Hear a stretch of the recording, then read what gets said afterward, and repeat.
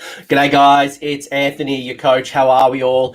We're going to be talking all things Ossiarch Bonereapers in this talking series, and I have an absolute legend here who has taken time out of his busy day, ready for his own Bucks party. We were going to schedule it for tomorrow, but he's like, might not be in an appropriate state of mind, and he might be making up some hot garbage. So we thought we'll do it before the Bucks party, before he gets messy. It is Mitch. How are you, Mitch? Hey, I'm very good, thank you, Coach. How are you? I was going to call out your name on Twitter, but I thought I didn't want to be demonetized in the first 30 seconds of YouTube. So we'll hold it out to a little bit later, and we'll talk about your Twitter nickname. But you have been playing Ossiarch Bonereapers for a while now, and I really want to talk to you because we've got Broken Realms coming, and who knows how or when. You can only imagine that Ossiarch Bonereapers are going to be impacted by Broken Realms in some capacity, but we've had a lot of changes. And when I first did my Ossiarch Bonereaper review with Matt the Mayor, Tyrrell, and Liam, Petrifix Elite was the thing. Everyone was doing PE. It was like 99.9 lists. I would run the data and the reporting, and I did this like emerging meta series for a good 7 months before COVID hit, and PE was 99.9% of lists. One or two gamey people out there tried something outside, but Petrifix Elite was the strongest. Now that PE has changed, I think some people are questioning, well, what do I do? Do I go into Ivory Host now that we've got the likes of Seraphon and Zench and Teclis? Is it now worth considering the null myriads of the world? Is it now thinking about the various different builds? Is it time to ring catapults? Is it time for Special K? Is Arcan no longer available, and is Nagash a waste of points? And I think it's an exciting time that I didn't get to see Ossiarch Bonereapers get into, because it seemed like the lists were kind of fixed. It was basically 50 shades of Mortek Guard.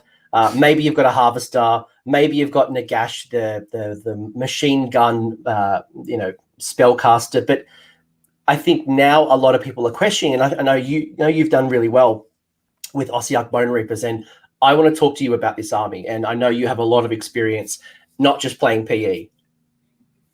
Yeah, that's right. I've mainly played Steliarch Lords. I did start off playing Petrifex Elite because it was just that a little bit more better than Steliarch Lords is for my list. But then when it changed, I was like, okay, I'll try out Steliarch Lords. And then I actually really enjoyed it so much more.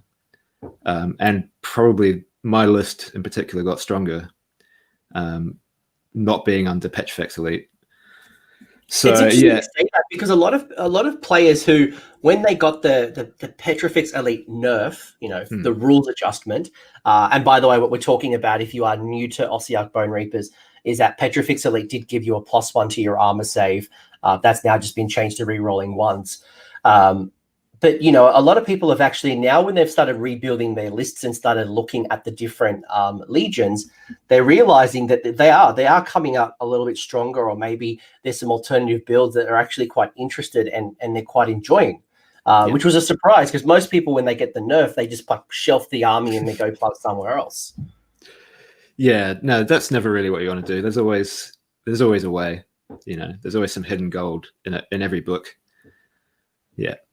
So what drew you to OBR? I think that's probably, like, for me, when I saw OBR, I knew it wasn't for me. It wasn't my army. I prefer the classic undead, but a lot of people who have jumped onto OBR absolutely love it. You've got people who are just absolutely enthralled and absolutely passionate about it. Are they just death players, or like what drew you to this army? I'm not a death player traditionally. I have played Skaven for about 3 years, and I hadn't actually played any games without Skaven that whole time. So I wanted to change. Like, Skaven will always be my #1 army. I've got so much of it, but I wanted just to be able to play something different. I wanted a low model count army because I just wanted it to be as different from playing Skaven as possible. I didn't want to do the same thing in a different shade. So low model count army, that was the first requirement. Second requirement was it would have to be super quick.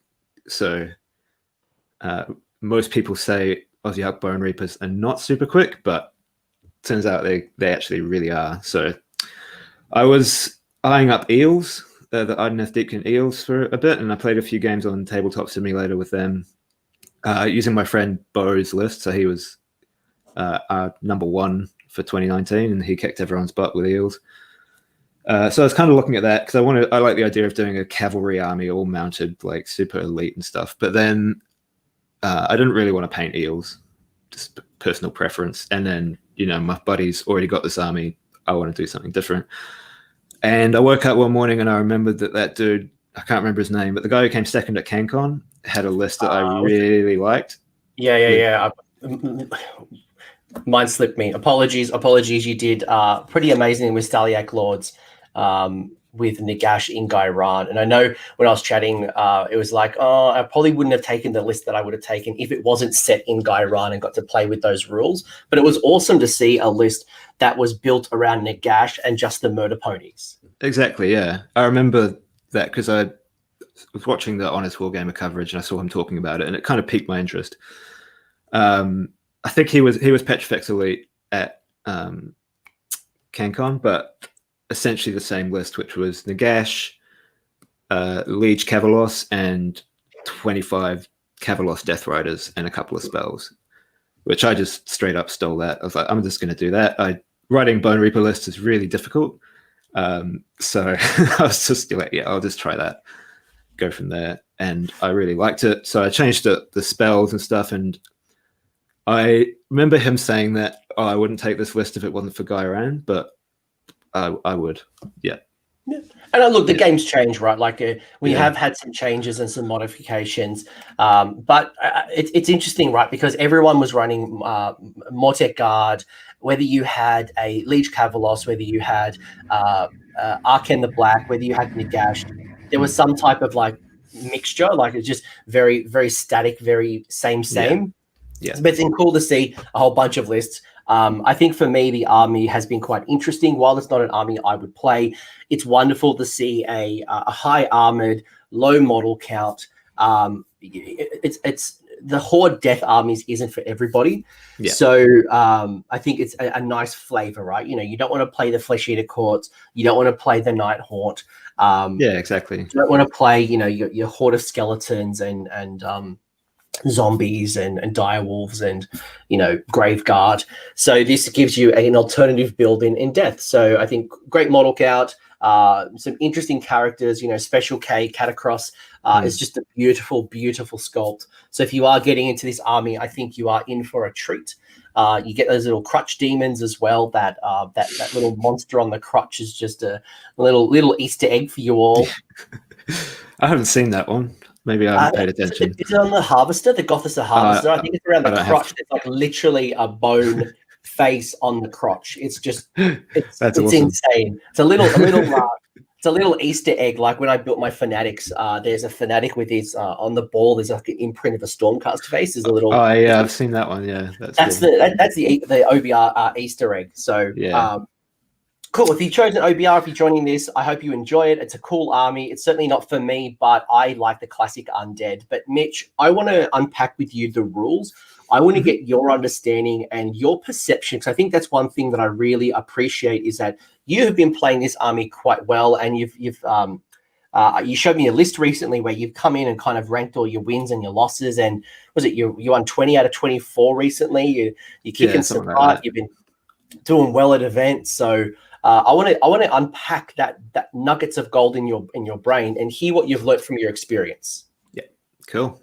All right, we sound good. Yeah, let's go. And for the folks playing at home as well, we will go through two lists. We'll go through two of Mitch's lists as well to kind of see how this theory comes into play. So we've kind of gone a little bit over the strengths of the army. What they're not good at. There's a couple of things they're not quite good at, but I think their strengths are going to overweigh what they're not good at. So talk me through, let's go through some of the rules here. So we've got a couple of rules, and I'd love just your context on what does it mean to you? Is it important to your list building, and maybe some considerations, right? Yeah. So we've got Lords of the Ossiarch Empire. So you can include Nagash or Arcan in an Ossiarch Bonereapers army, even though they don't have the Ossiarch Bonereapers keyword. If you do so, they gain the Ossiarch Bonereapers keyword, but you cannot include any mercenary units in your army. Is that good? Is that important? Is that not really? Yeah, I guess the things from there are like Nagash and Arcan. Can't remember off the top of my head for Arcan, but definitely Nagash. He can't heal himself in Legions of Nagash anymore because of the wording on his war scroll. So, but he can in Bone Reapers. It's because he can heal summonable units or an Ossiarch Bone Reaper unit. So he's not summonable, but he doesn't get the Ossiarch Bone Reaper keyword until you put him in a Bone Reaper army. Correct. So the Nagash is automatically better than he would be in any other army in a OBR force. Which is why we've now seen his points increase now towards 880. Is it now? It's 890. 890, yeah. So he is almost one half of your 2,000 point army. He's an absolute powerhouse. We'll talk a little bit about if he's worth bringing into a list or not. But I remember seeing a lot of Arcan the Blacks as well, with some high movement, with some of the teleporting shenanigans. He's a good, strong caster. They're both really good. People kind of poo-pooed on the Gash after Petrifex got changed and said, "Oh, he's trash now. You know, he's never going to be worth it." But that's absolutely not true, in my opinion. He's still amazing. And spoiler alert, we do have Nagash in one list. So if you didn't have Nagash in that list, I would unpack it immediately and try to find out why you don't think he's trash. But we do have him in a list, so we'll unpack it a little bit more and kind of show how you've built around Nagash. So just for anyone who wants to know why you're thinking the way you're thinking. Yeah. And the other part of that is the mercenaries thing.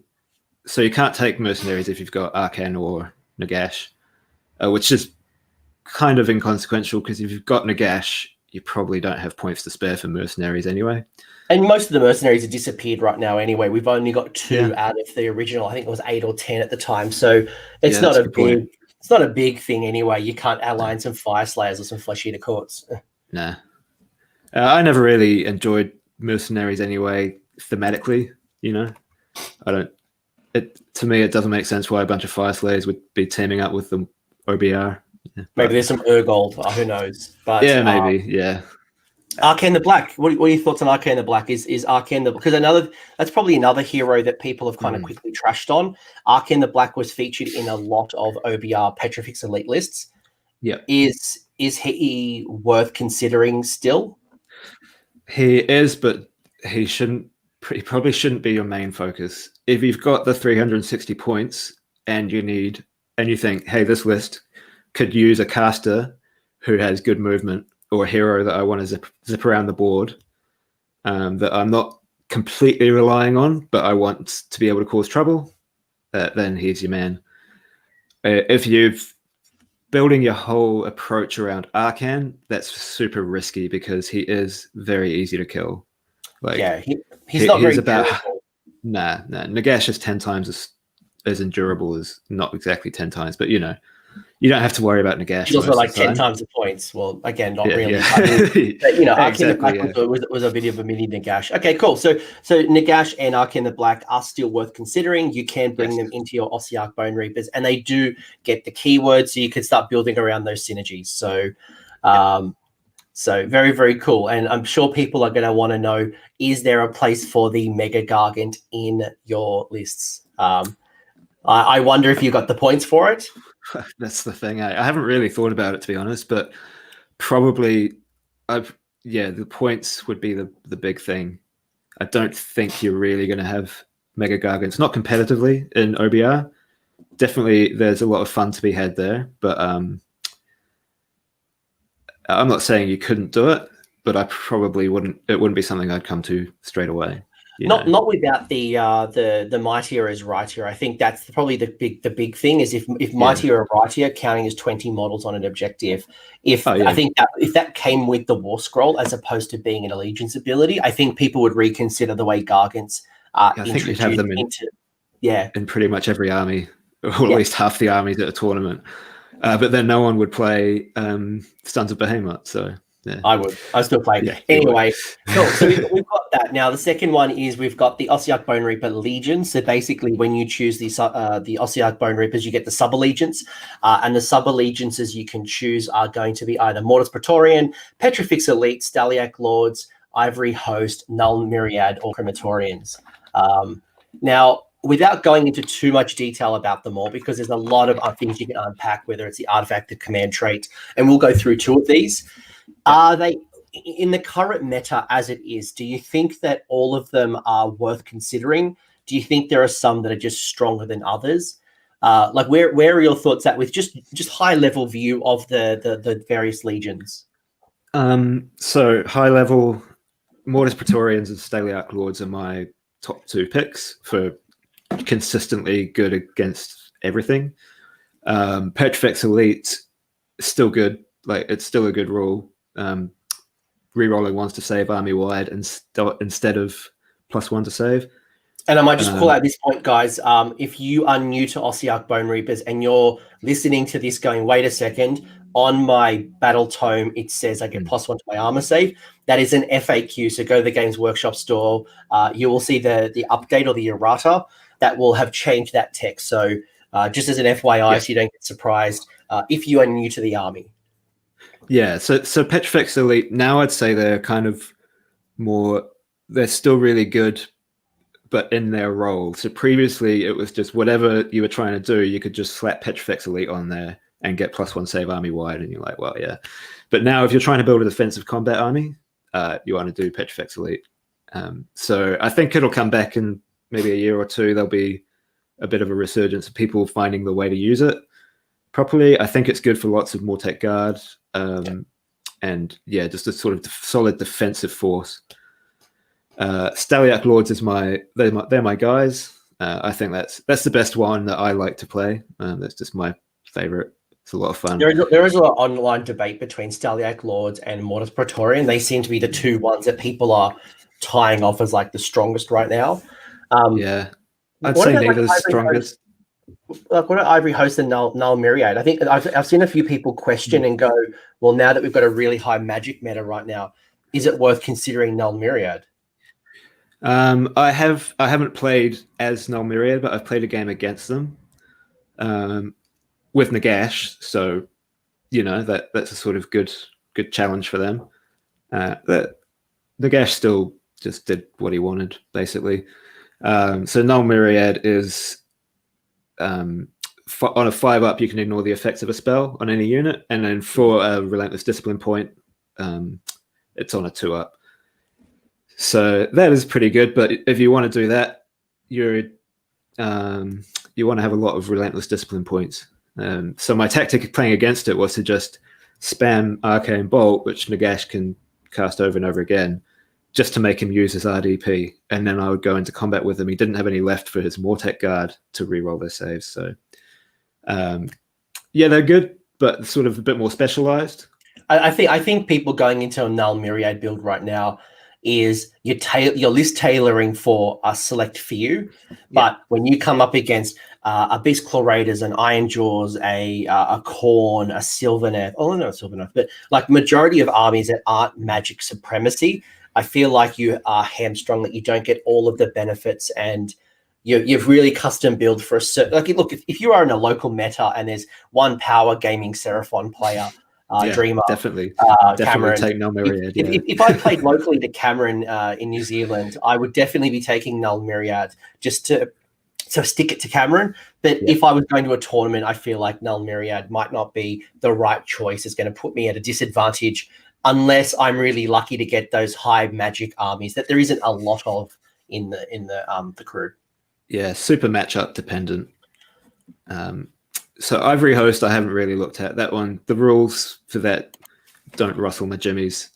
They just don't seem that good. It's something about, I can't even remember what the rules are for them. That's right, we don't need to go. +1 to hit, -1 save, or something like that. Yeah, there's probably is something there, but I haven't looked at it. And Crematorians is the sort of, if they die, they can do a mortal wound or fight again or something like that. Which again, sort of, you could tool something towards being really good at that. in a defensive build. Yeah, I haven't really looked into it though, so I won't speak too much about it. That's fine. No, that's fine. I think generally, again, I keep talking about it. Mortis Praetorian and Staliac Lords are the two stronger of the build. I think Petrifix Elite still has a place in the meta, but I think it's really cool seeing people exploring outside of Petrifix Elite. And you're right, some people might come back to it. I think right now people are just in this exploration, much like with me with Age of Sigmar. I started with Hallow Heart. I've now moved to Tempest Eye. I've tried Hammerhall. I'm trying, I'll try Living Cities. I'll try it all, and then I'll come back to find what I enjoyed the play style with and what worked for the list that I want to run. Yeah, exactly. Yeah. A couple of other extra rules you're going to get. You've got Deathless Warriors. So anyone who plays Death would know about some type of 6-up save. But yours are a little bit differently. Your 6+ save, so your Deathless save, both wound or mortal wound, happens if you have a friendly Hekatos if a friendly Hekatos unit is or is wholly within 6 of a friendly Mortec Hekatos, or within 12 of a friendly Ossiarch Bonereaper hero. Yeah. So it's keyword dependent on the Hekatos, which is the unit champion of your Mortec guard, or a generic Ossiarch Bonereaper hero.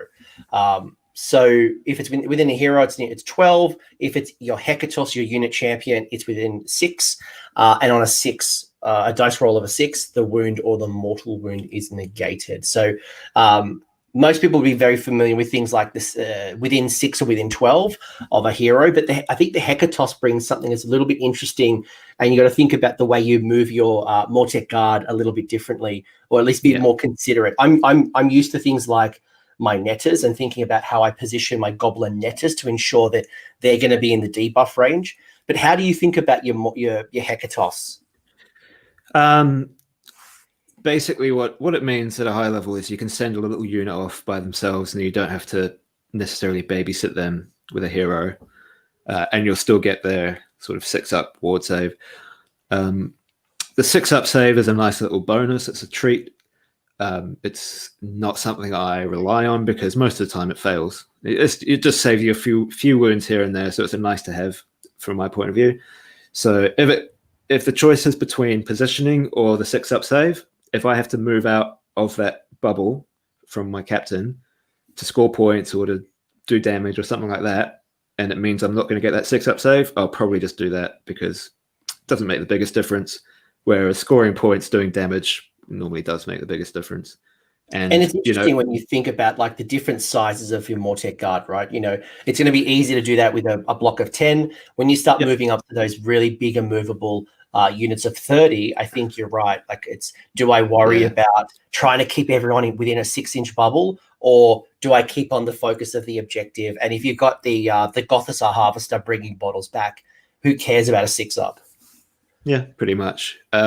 Spoiler alert, I don't really use Mortec Guard. I use the Kavalos Death Riders. In the units of 5 of them, you're basically always in range because it's hard to not be. Unit of 15, you're basically never all in range of it because it's hard to be. So, it's just a bonus. Sometimes I actually forget about it completely. But also with Nagash there as well, that 12-inch bubble that can, if you've got him near the, he's got a big base, so that's a big bubble. So if you can't get within range of your Hekatos, then you probably can get within range of Nagash or the Leech Kavalos. So you can still work it, but it's not top priority for me.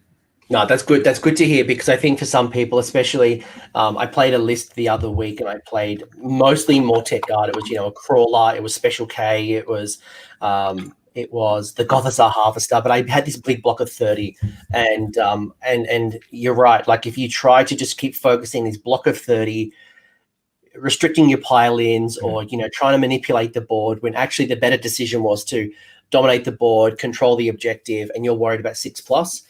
It's not worth it. I think it's a trap. It's a nice to have, probably a lot easier with the 10s or 20s, but something like a 30 if you're running Mortec, maybe think about the support hero as opposed to the Hekatos. Yeah, exactly. Yeah.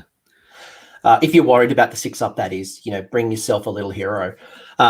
Cool. You do not take battle shock tests for friendly Ossiarch Bonereapers. That's great because you can't even use Inspiring Presence even if you wanted to, which then leads me to relentless discipline points. So Ossiarch Bonereapers do not get command points. You guys don't. I mean, you can, but it doesn't mean anything. You guys can't use it. Yeah, so exactly. There's a big wall of text here, and I don't think people have signed up to Man Reed's book here. But how do you explain the RDP? If you and me are playing a game and I want to know about RDP, how does the relentless discipline points work? Both how do you generate them, and then how do you use them? Yeah, cool. So it's a resource that replaces command points that resets at the start of every turn. So I'll have a certain amount. I can use it in that turn, and then at the start of the next turn, at the battle round. Battle round. Yeah, that's right. Because it doesn't happen in your turn; it happens in the battle round. So when you move your endless spells, when sometimes objectives move, at the end of the battle round. It really happens about halfway through the first turn of the battle round when you remember to roll it. But essentially before that. So you'll get a certain amount, and you can spend them throughout the battle round. And then at the end of the battle round, you lose any that you've got left over, and then you get your new set. You have a certain amount. So the clock resets, guys, so you don't get to keep them. So you can't bank them up. If you've played, I don't know, let's say Khorne, or you played any other army that generates points like Nurgle, and then you kind of use them, turn 2, turn 3, doesn't work like that. You basically get these points that you use in the battle round, use them or don't use them. It's the two options. Exactly, yeah. You get a certain amount at the start of each turn based on what heroes you have. Different heroes can give you a different amount, so you might always start with 3, something like that. And then if those heroes die, they don't keep giving you RDP. And then for each unit you have, you roll in your army at the start of the turn, you roll the dice, and on a 6 you get an extra one. So you get a little bump every now and then. And you also get one for every War Scroll battalion. Yes, you do, which I forgot about because I never take them. But yeah, there are lots of ways to get them. If you're running Mortek Guard, you're likely to have the Mortek Guard battalion. But you basically generate all these different points. I know some people like Special K. I keep calling him Special K. He's my nickname. I like you calling him Special K. Catacross is who I'm talking about. You're right. Like there are some people like Catacross who have like that straight up fixed RDP, like, and then some of the sub allegiance. Yeah, I think it's straight up 5. Yeah. And then you can get more from some of the sub allegiances. Yeah. So RDP, the way I look at it is, again, sort of a nice to have. Like what I mean by that is I don't build my list around I need X amount of RDP. I build the list first of what do I want this list to do, what units do I need, and then I look at how much RDP am I getting from this setup? Is it enough? And if not, then maybe I'll reconsider and move stuff around. There is also a spell that can get you D3 relentless discipline points. So Nagash or Arcane can cast that, or you can bring a little hero and have him be and give that spell to him. So that is pretty clutch. I really like that spell because in the main list I run, it's very low RDP count, so you kind of want to just have that option to get a little 1 to 3 extra. The main thing to sort of consider with RDP, I think, as you play, is what do I need it for in my turn, or what do I need it for in my opponent's turn? I personally like to mainly not need them in my opponent's turn. That way I get to decide what they're used for, and I'm not trying to react. So I'm not going to save 2 of them and be like, maybe I'll need them for some defensive stuff, and then I end up not using them and they kind of get wasted. If I know most of the time I'm going to spend that, and I know, and I'm making the decision, then I think that's a lot. You're getting more bang for your buck out of them. So because I think part of the challenge with managing a resource like relentless discipline points is how much do I spend versus how much do I save? Because there's going to be things that you're going to want to use in your opponent's turn, some of the things you want to use in your turn. You don't want to find yourself in a position where you don't have enough points to do what you want to do. But on the flip side, you also don't want to be too conservative and then miss opportunities. So I guess obviously each battle, every scenario, every opponent's going to be different. But do you have a couple of clutch things that you like to spend your RDP on, or certainly things that are more priority than other activities?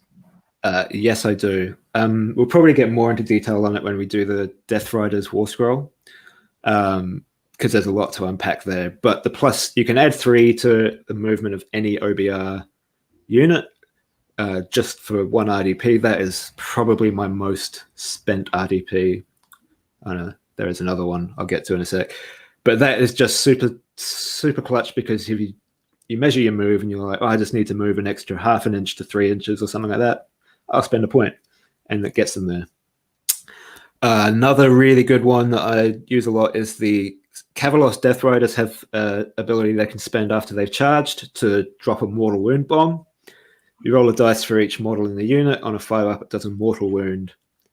So a dice for each model in the Death Riders unit, and a 5-up does a mortal wound to an enemy unit within 3 of them, or 1 of them. That's really good on the big. If you have a big unit of 15 Death Riders, you charge in and you roll a bunch of dice, and quite often you end up doing 6 or 7 mortal wounds to a little character or something like that, or it just helps push them out. But they also get a 6-inch pile-in if you spend that. So you've got this big blob of fairly large base dudes. You might not get them all then on a 3-inch pile-in. So you give them the 6-inch pile-in, and then all of a sudden you're just completely surrounding your opponent. And they have some pretty sweet rules on the charge as well. And again, we'll unpack a little bit that when we get into your list. But it's good to think about some of the things you might want to use your RDP for. Yeah. Another one is Nagash's command. If you have Nagash in your army, you want 1 IDP every turn for his command ability. Because it's reroll once to hit and reroll once to save army-wide, which is amazing. Yeah. So, yeah, that's always going to happen.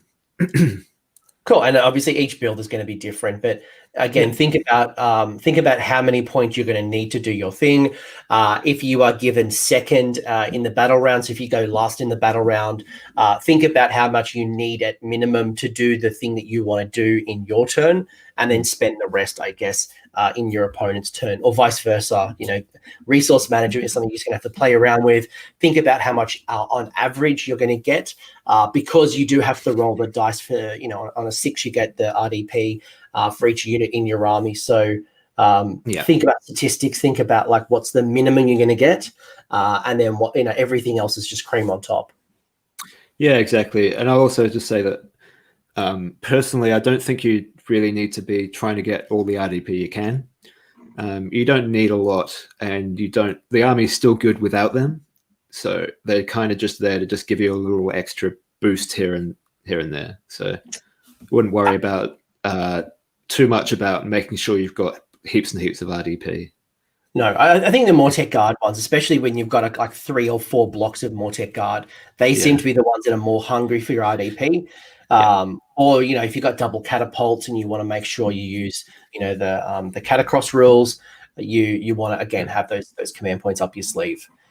Before I get into your lists, I wanted to just unpack your thinking here with the Bone-tithe nexus. So again, for people who maybe are new to the army, you do get a terrain piece, an allegiance-based terrain piece. And correct me if I'm wrong, you put this terrain piece down before sides are chosen. So this is one of the first things you do when you and your opponent meet, before you roll off to determine which side you guys are going to be on.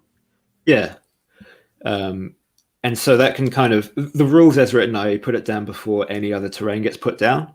At a tournament, that's not very practical at a tournament, because most of the time the terrain is already set up. I think the general rule in New Zealand, at least, is you can move 1 scenery piece up to 6 inches in order to be able to get your nexus in. Yeah, and that's probably and I guess that's true as well. There's a couple of other terrain pieces very similar. I think like the boat, for example, the IDK boat. Seraphon, I think, is same. The temple, the Seraphon temple is, again, you deploy. So if you are fighting like a Seraphon army, you'll just have to roll off to see who puts down their first terrain piece. But if you played me with my Gloomspite terrain piece is put down after sides are determined. So not every terrain piece interacts the way that the Bone-tithe nexus does, which gives you an advantage. You get to determine a little bit more about the battle. Yeah, it does. I normally just put it down in the place where it's easiest to fit it, with the least amount of hassle in moving stuff around. Try aim as close to the middle of the board as possible, but it's not if it's not exactly where you want it to be, it's not the end of the world, because the ranges on it are pretty good for the reliable stuff, and for the unreliable stuff, the ranges aren't as good, but it's unreliable anyway. So, yeah. Talk to me about the punishments, because I think that's the big thing. Is like there's probably two things that I see about this particular terrain piece. One, it's massive. Not like it's 100 feet tall, but it does take up a generous space on the table. So you do have a really strong area of effect, and you get to punish and annoy your opponent. Nothing pleased me more than last week. My very first terrain piece that I destroyed with my Gatebreaker Gargant was the Bone-tithe Nexus, and I was so happy. I was so happy to destroy it. I'm actually thinking about buying my own Bone-tithe Nexus to destroy it. Just smashing it up. I'm going to smash it, and then when that happens at a tournament, I'm going to replace it with my version of a smashed Bone-tithe Nexus, and my face will be very excited. But before my Gargant smashes it, you are going to have 4 different punishments you can choose: the punishment of agony, the punishment of death, the punishment of ignorance, and the punishment of lethargy. Basically, what you've got here is you roll the dice on with agony, you pick one enemy unit within 18 of the terrain feature. On a 4+, they subtract 1 to the hit rolls until the next hero phase. Punishment of death, it's a 36-inch range. On a 2+, they take a mortal wound. 1 enemy unit takes a mortal wound. Punishment of ignorance, pick 1 enemy wizard within 36. On a 2+, they subtract 1 to casting, dispelling, and unbinding. And then punishment of lethargy is pick 1 enemy unit within 18. So you've got 2 different buff radiuses here. You've got, debuff. You've got 18, you've got 36. You got a little bit of flexibility on what you use. And the lethargy one is on a 4+. That unit cannot run until the next hero phase. And they only use a D6 when they make a charge roll instead of 2D6. So without unpacking this, because I guess you can use these strategies at different times with different armies in different battle rounds. One's going to be really good in round 1. One's going to be good at round 3. Yeah. High level thinking, like when you look at these 4 punishments, are there ones that you will normally go for, or are there ones that you like to use in turn 1 or turn 2 more than others? Like, how do you look at these punishments and try to determine which ones to try to go for? Because some are 2+, some are 4+. Yeah. So probably the main thing is realizing that you can pop the Bone-tithe Nexus at any point in your hero phase. It doesn't have to be the start. And then my list with Nagash, the hero phase, is pretty big because he casts 8 spells and he has access to like 8 different spells, I think. Maybe more if you're in a realm.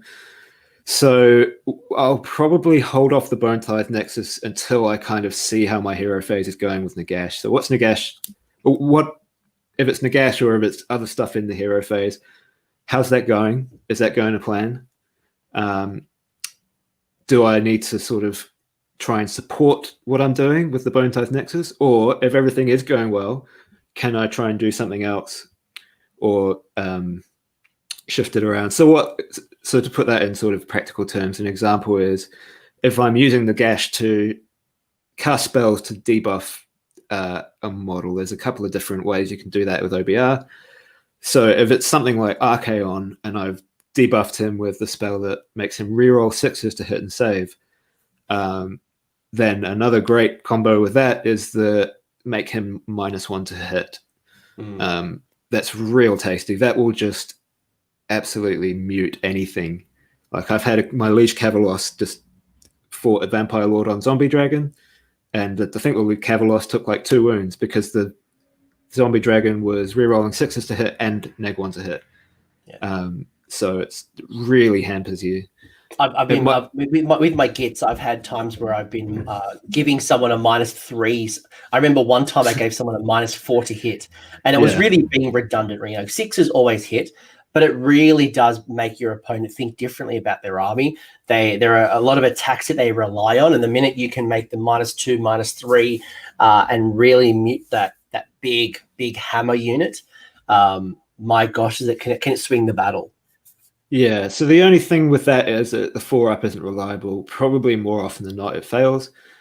So that's kind of where I'm talking about, like, if things are going well for me, I'll use them. In my hero phase, if it's going to plan, I'm like, okay, I'll use this because it's just icing on the cake. If things aren't going as well, I'll probably end up using the 2-up does a mortal wound or something. I like doing that early in the game just to start chipping away at some key hero. And then later I can sneak a couple of Death Riders behind the lines and just finish them off. But it kind of just helps there. The other thing I'd call out where I've caught an OBR player out a few times now is that the punishment of agony and the punishment of lethargy, you have to be wholly within 18. So if you string your units out and you've got 1 or 2 models that aren't within 18 of the Bone-tithe nexus, they can't use that roll. So not only is it 4+ hard, but it's wholly within. So that's something to consider as well when you're looking at your punishments. Yeah, definitely. Though I think most of the time, like an 18-inch bubble from that Bone-tithe nexus is still massive. So if your opponent is stringing stuff out just to get away from that, then A, it's a 4+ anyway. So it's even if they didn't do that, it could fail. And B, then they're kind of already on the back foot thinking about trying to defend against stuff that might not even happen. And then, so they might not be in the optimal position themselves because they're trying to string away from it.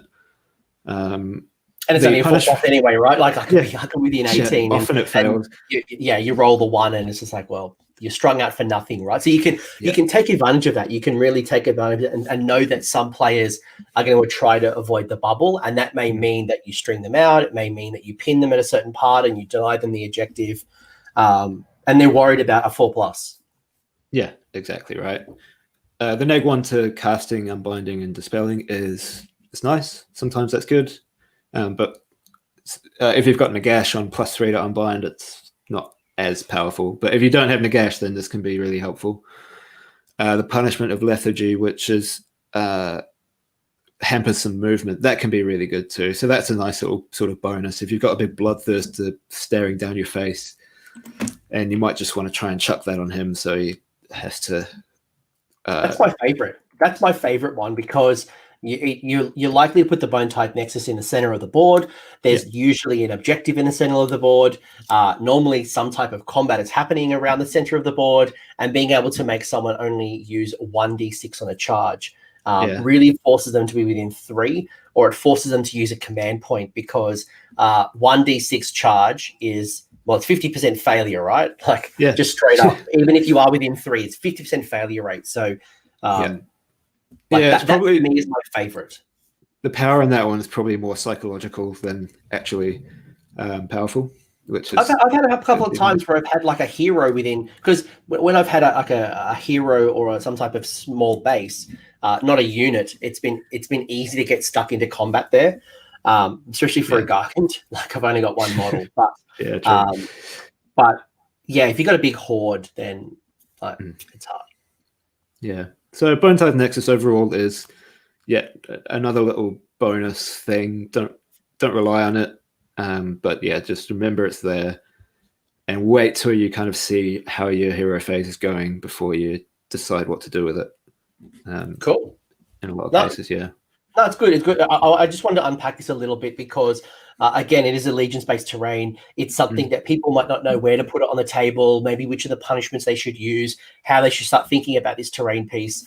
Do I play it offensively, defensively? Do I put it in the center of the board? Do I think about trying to unbind and annoy wizards? Should I go for the -1 to hit?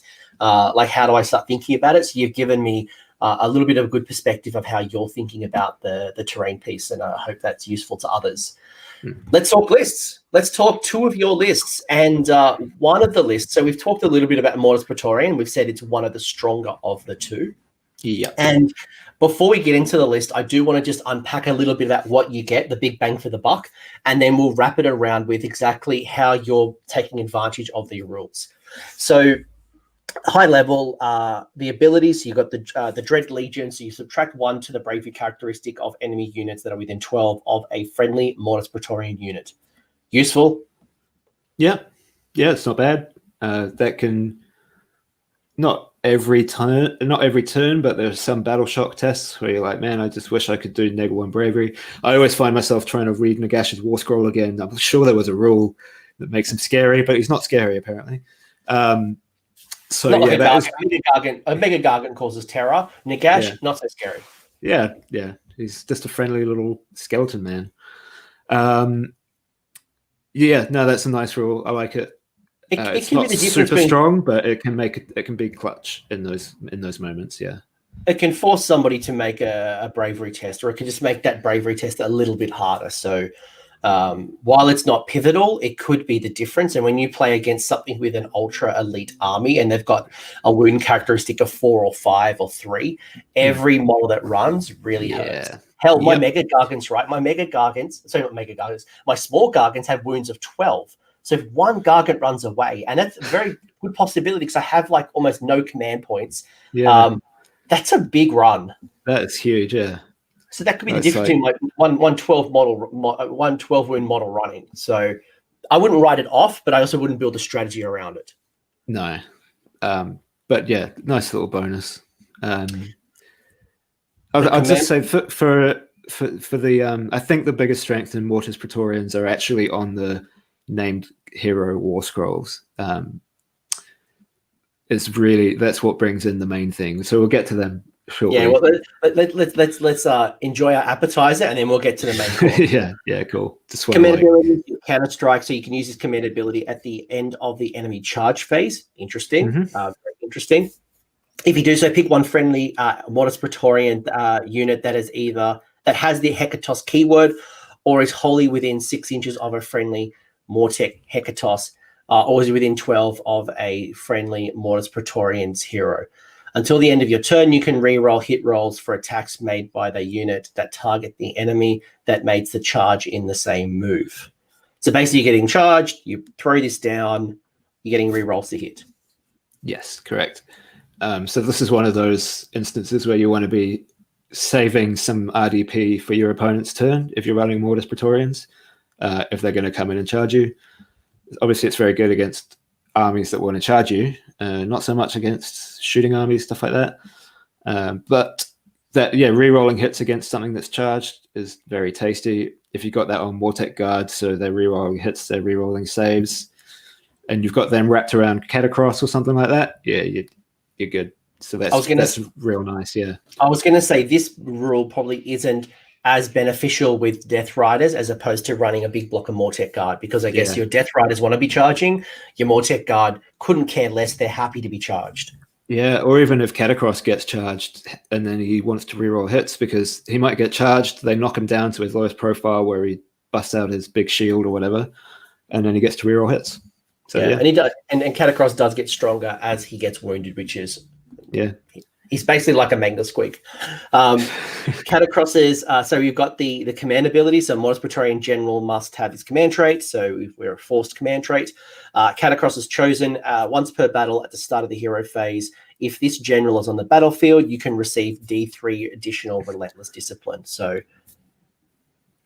it's nice, but it won't come up much because I think if you've got Catacross in your Mortis Praetorians list, and I think if you're running Mortis Praetorians competitively, you probably want to have Catacross, then he gains a lot from being the general himself, and then so he can't get this command trait. I think if he's a general, he just gets an extra 3 a turn himself. So it's 3 or 5. I think it's 5 actually. It's 5 or some combination of 5. Well, yeah, I just remember I played against an opponent. It was just like straight up 5, and then you got to roll the dice.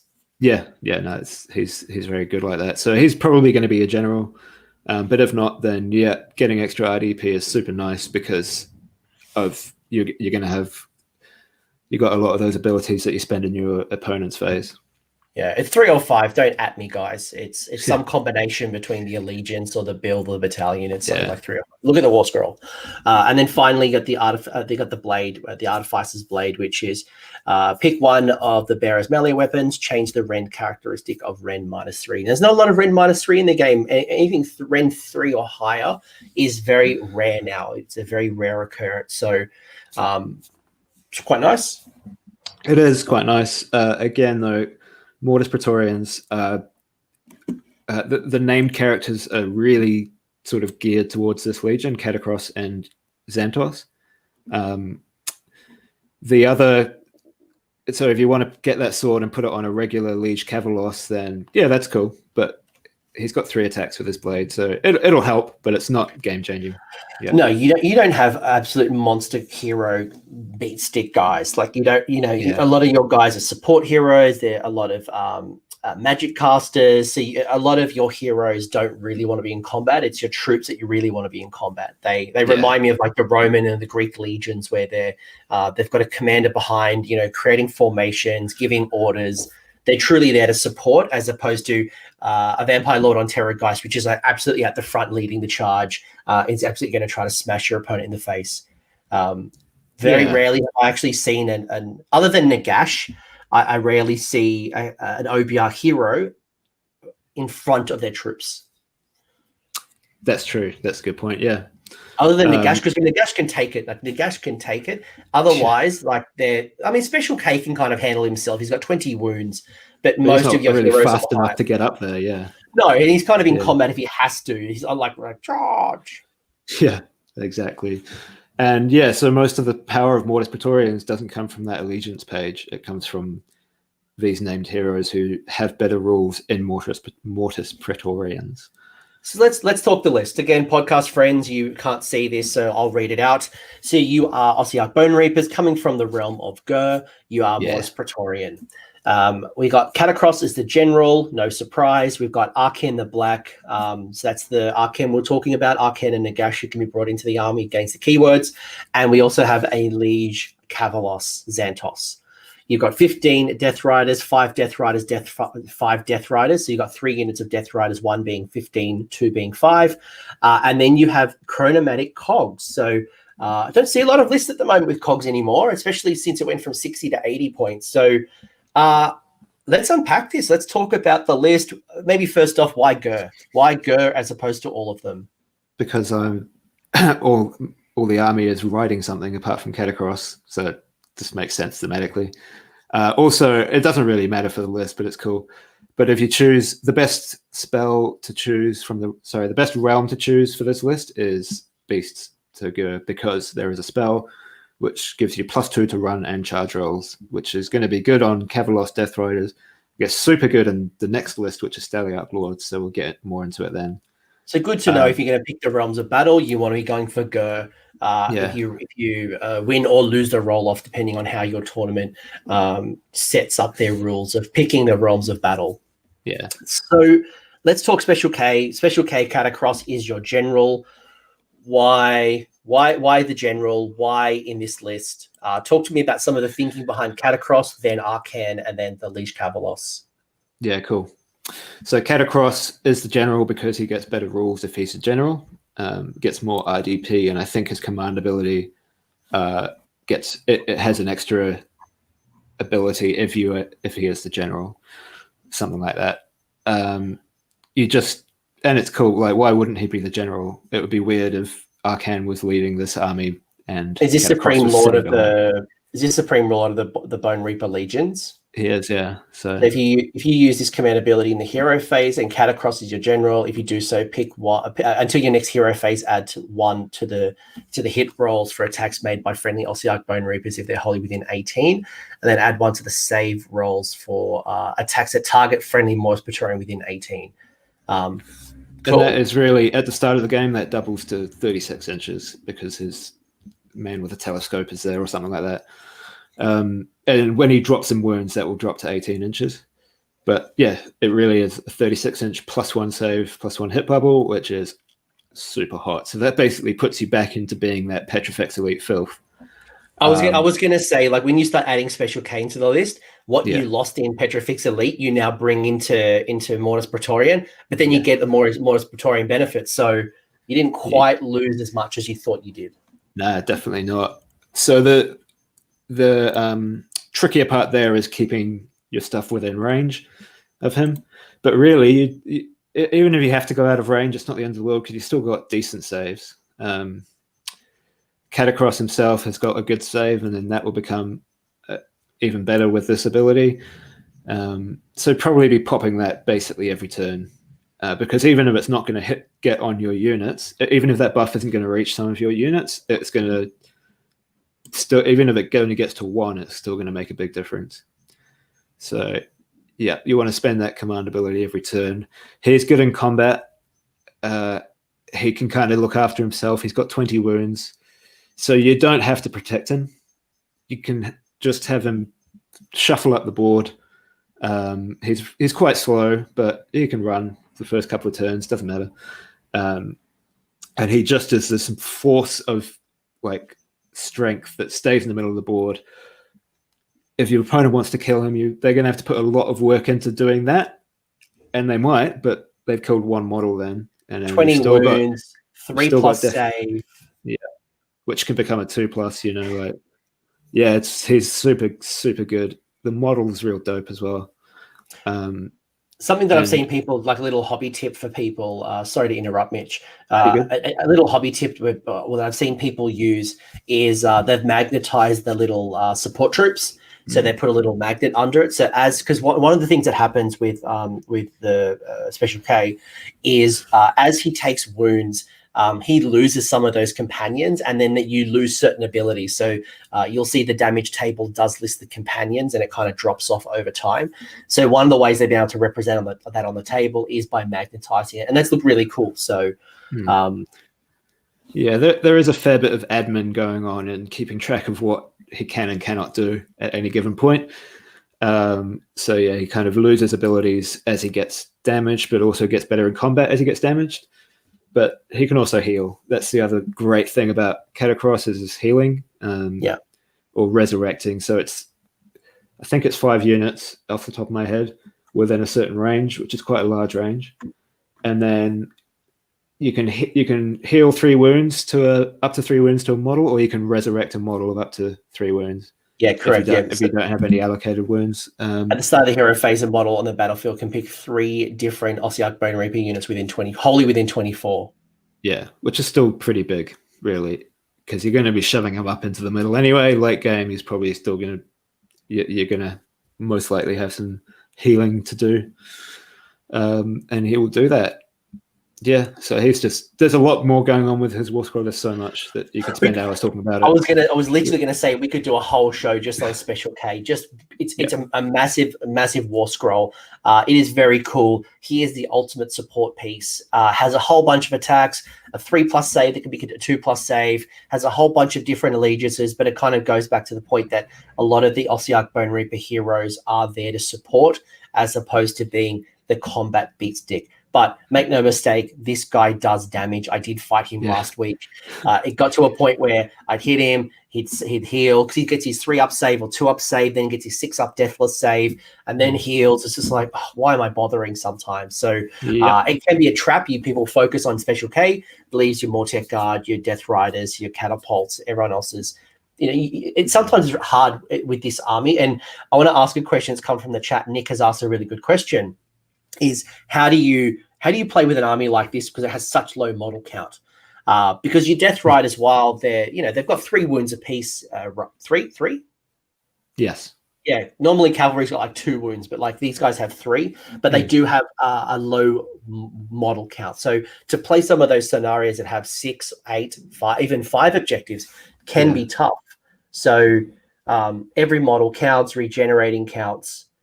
Yeah, it does. So that was sort of like the biggest challenge I had when starting to play this army, is from having used to play Skaven, massive hordes, 180 models or something like that. I never really had to worry about objectives, just had to worry about positioning on the objectives, making sure I died as little as possible. This one is the complete opposite. I've got to get on the objectives and I've got to get the opponent off. So you've got to come in and you've got to know what you can take out. So that comes with practice. And then you've got to be able to have the movement to zip around. So if you can move up to an objective, clear it off, kill the opponent on it completely, so you're able to then move off, zip over to another objective, which is why we've got cogs. That just helps with that.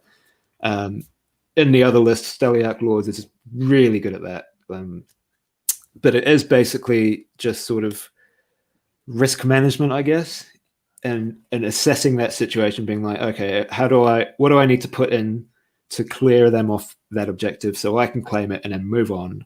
and they're not going to come back and get it. Yeah. So it is about a lot more focused on killing stuff than what I personally used to play. But the list can do it. They're good at killing stuff. So and your past history, by the way, Mitch has been playing this, as I've mentioned, for a fair while now, and has done based in New Zealand. New Zealand does have tournaments, face-to-face tournaments happening. We're very fortunate that we live in communities that we can play at local events, and you have been doing quite well as well. So this is not just theory crafting. This is actually lists that are working in action. But you're right. I think, I've learned this by playing my Mega Gargants, is that I really need to think about my decisions, because if I lose a model, it is a big impact to my army, because, a Mega Gargant is 1/4 of my army. So losing, you're putting 500 points in Special K, you're putting 500 points into the 15 Death Riders. That's 1/4 of your army. That can be a huge swing if you lose that, or you lose that early. So you've got to really think about position. You've got to understand risk, thinking about those times to charge as well. And we'll talk about the Death Riders, but you really want to be charging with them, not being charged. So making the most of your investments. Yeah, absolutely. Arcane. Why is Arcane still on the list? Because Arcane is something that people seem to have dropped off, and I think they've put their Arcane points into catapults. That seems to be the new thing right now. Arcane points almost get you 2 catapults. Yeah, catapults are cool. I will admit that. Arcane in this list, we probably could fit 2 catapults in, but I like to have some magic on the table. I think that's pretty key.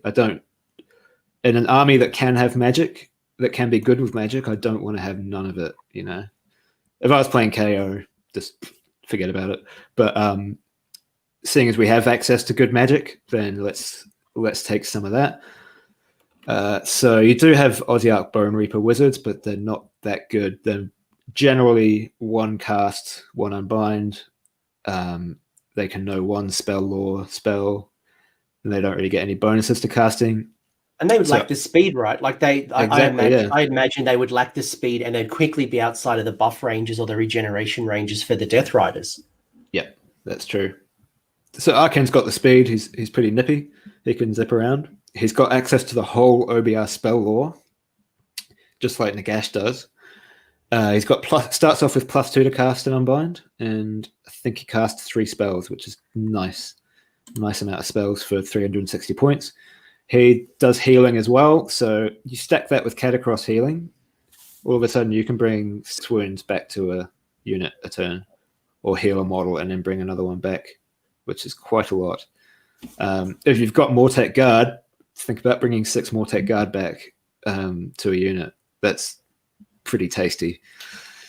Arcane's there not to be the focus, not to sort of be the whole battle plan centered around him, but just to fill in some gaps. He's running around sort of like plugging up the gaps, supporting your troops, and he will die pretty much every game because everyone hates him. Curse of Ears will fail, but it's fun, so just go for it if you want to. Anyone who's followed my channel knows that is false. I had back-to-back games against Arcane the Black, 1 at Masters, then the next month at CanCon, and it went from 6-1 and deleted my free guild unit. But the same unit got done twice, round 1, turn 1, round 1, game 1, or turn 2, whatever it was. But either way, twice it happened to my unit, but the rule has changed a little bit since, because it is different slightly. It can no longer just keep going forever.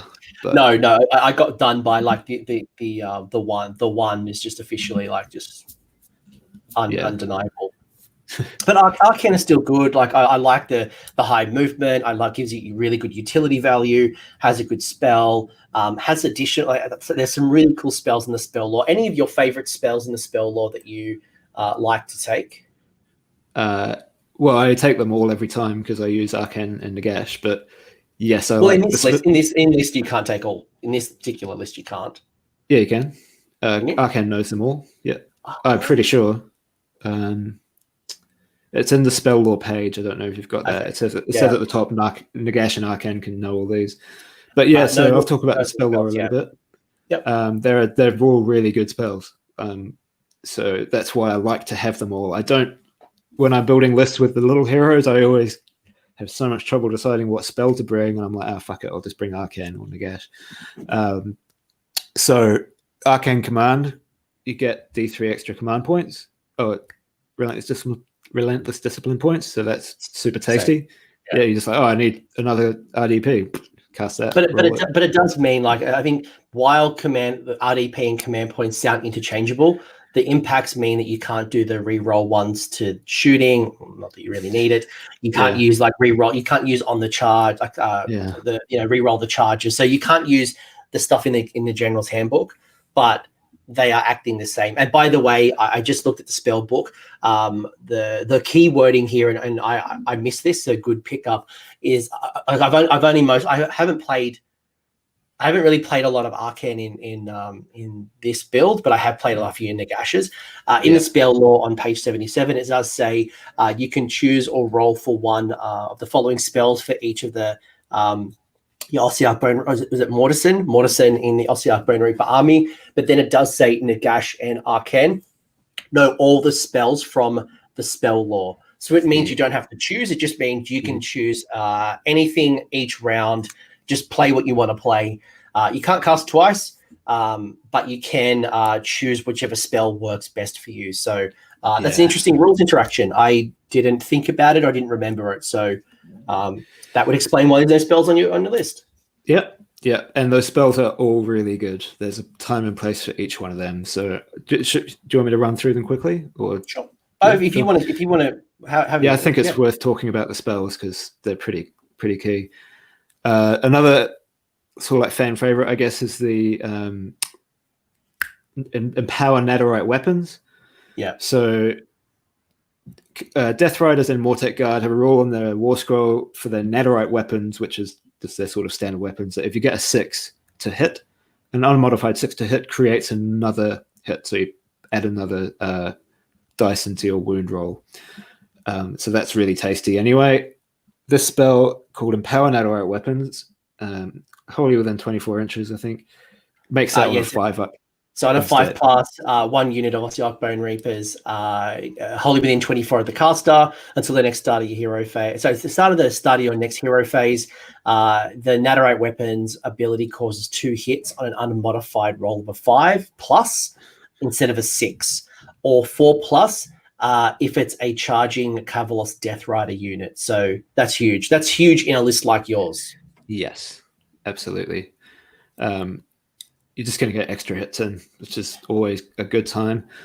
Next spell is... I'll get it in front of me. I got Arcane Command. Yeah, I got Arcane Command. So on a 5, you get D3 Relentless Discipline points. Mm-hmm. Nice utility. Yeah. Protection of Nagash cast on a 6 if successfully cast. Each time you suffer a wound or a mortal wound, it becomes a 5+ that it's negated. If any wounds or mortal wounds are allocated to the caster and not negated, and the caster is not slain, this one annoys the crap out of me. Absolutely annoys I hate it so much because if the caster is not slain, remove it from the battlefield after all wounds or mortal wounds have been allocated, then set it up anywhere on the table or the battlefield more than 9 inches away from an enemy unit. After this, the spell is unbound. So basically, it's a free teleport by taking damage. It is. It's a great spell. There's a few things to unpack with this one, and it's not always good. It is really good, but it's not always good. So the first main thing is that you can't cast it on another unit. So this has to go on the unit that cast it. So in this list, it would be Arcane could cast it on himself, or Nagash can cast it on himself. A teleporting Nagash. Yeah. A teleporting Nagash. The other thing, though, is that you have to teleport it if he takes a wound. You don't have the option. So sometimes you don't want to get... sometimes Nagash is in position, or Arcane's in position, and you don't want to be... you don't want to have to teleport him, and you do. That's happened to me a couple of times, and I thought, I really... didn't need that protection of Nagash on. He would be better placed. Or it can affect your combat activations. So if you've got Nagash without protection of Nagash on and he's in combat, you're like, okay, I probably have to go with Nagash first so he gets to hit. and then he'll get hit and teleport away. So that's the ideal situation for it if you want him to be zipping around. But it's just something to be aware of. That it is really good, but there are times when you don't need it. Another thing is that it's on for the whole game once it's cast until it has activated. You don't have to cast it every turn. It is in effect until you take the wound. Then you teleport and the spell's no longer on you. So you can cast it turn 1 and then that threat is always there. The best thing about this is the psychological aspect. Because then it makes people not want to touch Nagash because they don't want him to teleport behind their backline. There is also one more thing you can do with it, which I wouldn't really recommend, but is a lot of fun and can get you either in a pinch or out of a pinch, depending on how you look at it, is to get something like the pendulum or something that you can use to do mortal wounds to yourself. So you cast it on yourself, put the pendulum through Nagash, do a mortal wound, and then you just place him 9 away. In the movement phase, he can move. There's nothing to stop him moving after teleporting. So then he can move up to 3 away. And then what you do is you fail your 3-inch charge, and then he just stands there and gets shot. But what you want to do is then charge him in. But that's risky. That's super risky, but it is a lot of fun. And it's almost 900 points, so it's a risk that you're risking for the biscuit. I did risk it for the biscuit at Call to Arms, which is the biggest tournament we've had this year, I think. I played Sean Tubby for the tournament, and he was playing KO, which is the one weakness, the biggest weakness of OBR is getting shot. So I thought, okay, let's just yeet Nagash in and see what happens, and then failed the 3-inch charge and then got double turned by KO. So the game was over real quick. GG Tubbs. GG. Yeah. The two other spells is you got reinforced battle shield. So on a 6 successfully cast, pick one friendly Ossiarch Bonereaper unit armed with a shield or the Nanorite battle shield. So that would be your Death Riders, your Mortek Guard. Yep. Is it the Immortalist, the Mortalist? Do any of those special dudes have a shield? Or is it just your battle line? I can't, by the wording, I can't remember if the Immortus Guard get it. I'll have a look later, but basically you're looking for a shield, armed with a shield or a Nanorite battle shield. That's what you're looking for. And basically at the start of your hero phase, each time you allocate a wound or allocate a mortal wound on a 5+ negated. So it's good to get a nice little. It doesn't mean that you get your 6 up and your 5 up. It does mean you have to choose one as per General's Handbook 2020. Yeah. You got Drain Vitality, so on a 6, pick one enemy unit within 18 of the caster. Until your next hero phase, reroll unmodified hit rolls of a 6 for attacks made by the unit, and reroll unmodified save rolls of 6 that target that unit. So good. And a really annoying debuff, and probably comes in a really good combination with your Bone-tithe Nexus. Yes, so that's probably one of the best spells. The only bad thing about it is I always forget that it's on the unit that I've cast it on until after I've attacked them or something. I'm like, they should have been re-rolling 6s. So you need to remember. I've got tokens. I just put them down and forget about it. But that's a great spell. Nothing is gonna. It's not going to be bad casting that in almost any situation. So if you've got an extra cast and you just want to sort of like debuff something, that is really hot. And then, like you said, stack it with the neg 1 to hit from the Bone-tithe Nexus, and then you've got a potato, a nice potato ready to get cooked. Delicious. And then the last one you got is Mortal Contract. So cost on a 7. So this one's a little bit higher than the other casts that you've got. Again, probably why you want someone like Arcane or Nagash, because they have a bit more of a +2, +3, +1 million to this spell casting if you are Nagash. But basically, for the rest of the battle, you pick one enemy unit that's within 18 of the caster. For the rest of the battle, roll the dice. At the end of each phase, during which attacks were made by the unit that inflicted damage on the Ossiarch Bonereaper unit. For the rest of the battle, roll the dice at the end of each phase during which any attacks made by that unit inflicted any damage on a friendly Ossiarch Bonereaper unit. Okay. Yeah, so it's basically if you hurt me, then you might get wounded. On a 3+, the enemy unit suffers D3 mortal wounds. and you can't choose the same unit more than once per hero phase. Yes, so probably, or more than once per game. I think they might have FAQ'd that too, because it does stay on for the whole game. Right. That is a good spell, but probably my least used one, because it is another one that's hard to remember. Like, this game is hard to remember everything that's going on. So I find it difficult personally to remember what debuffs are on my opponent's models. Like my units, I know them, I know kind of what they're doing, but if I've debuffed stuff, I'll often forget. So I'll probably normally cast this and then actually never remember to make them roll the dice, or to roll the dice and then do the mortal wounds. But in the times where I do, that's great. I've never played Immortal Contracts. No one's ever casted it on me. I think the 3 spells that I see cast against me a lot is Empower Nanorite Weapons, Protection of Nagash, Drain Vitality, and if they've got special, like, additional casting, they might do Arcane Command. I think they're the ones that I see probably most. Yeah, definitely. So going back to Arcane, he can cast 3 spells at +2, which is lovely. He's just cool. Yep. Yeah. And he's got this, I think most importantly, he has the speed. So not only can he teleport, but he has the speed to catch up with your Death Riders. Without that speed, you don't have any other heroes, especially magic casting heroes, that will be able to keep up with the Death Riders, and they're going to be unsupported. They're not going to be, it's going to be a tough time for your Death Riders. So you definitely want someone there supporting such a large investment like your block of 15. Yeah, exactly. Yeah. So he's just, Sealy's no more gaps. But then remember as well, in combination of the Death Riders and say Arcane, that is the price of a Nagash basically. So we're almost at one half of your army is within that combination. So use it widely, friends. Well, you can use the cogs to sort of like get Arcane rerolling armor saves. So the start of the game where you get in position, and then turn them to the +2 to movement thing when you want to go in. So that kind of helps out a bit.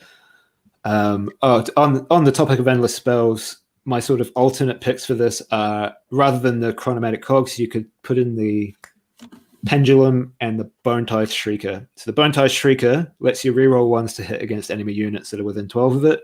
Super good. If you can just plonk that down in the middle, you force multiplying yourself so well. And that gives the bravery debuff as well. And the pendulum is just always nice to be able to flick out some mortal wounds. Yeah.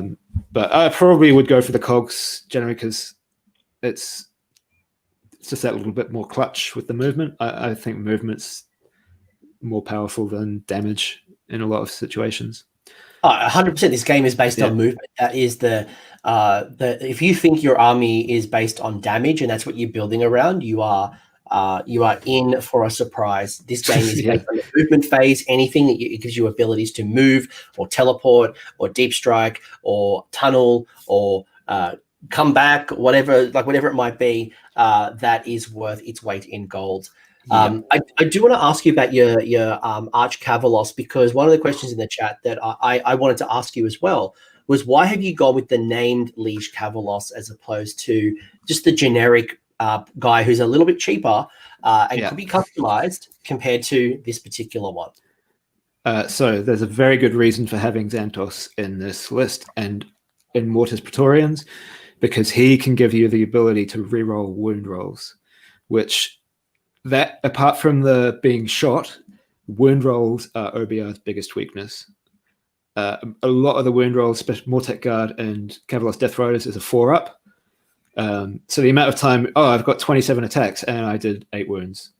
That happens so much. So Xantos can let you reroll wound rolls against order and reroll wound rolls of 1 against order and destruction, and reroll all wound rolls against chaos. It doesn't do anything against death, so depending on your meta, if you only play against death, then maybe you don't need Xantos. But yeah, that is the sort of one thing. Every game I've played, I've just been like, before using this guy, I was like, damn, I wish I could reroll those wounds. So having that ability there for 75% of your matchups it's going to make such a big difference, especially if he's sitting behind that unit of 15 Death Riders. They come in, they do 30 successful hits, and then you do your wound roll. Not very many went through. Let's do that reroll, and then you're talking. What's crazy, like what is absolutely crazy is your murder ponies, they wound on 3s. How on earth did your horses wound on 3s? And then you get to re-roll either 1s or all.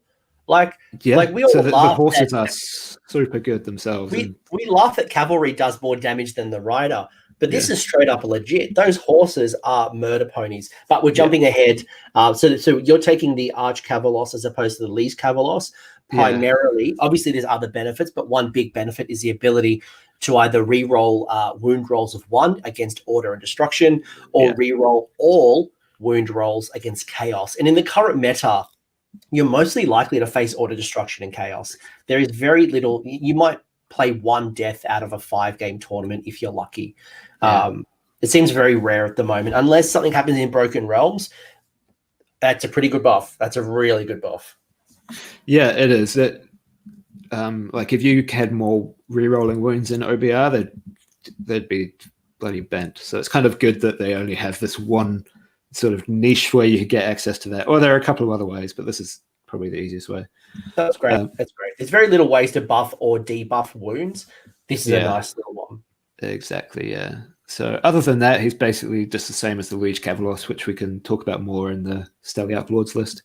Yep, sounds good. Now you've got your 15 death murder ponies, 5 murder ponies, 5 murder ponies, all with Netherite blades and shields. Yep. So maybe a couple of questions. Why a block of 15? Why haven't you put this in a battalion? And would you why these guys instead of like Mortec Guard? Okay, so instead of Mortec Guard, because these guys are fast, they are super fast. So base movement 12, you can add 3 to their movement for a relentless discipline point, and they get +1 to run rolls and +1 to charge rolls.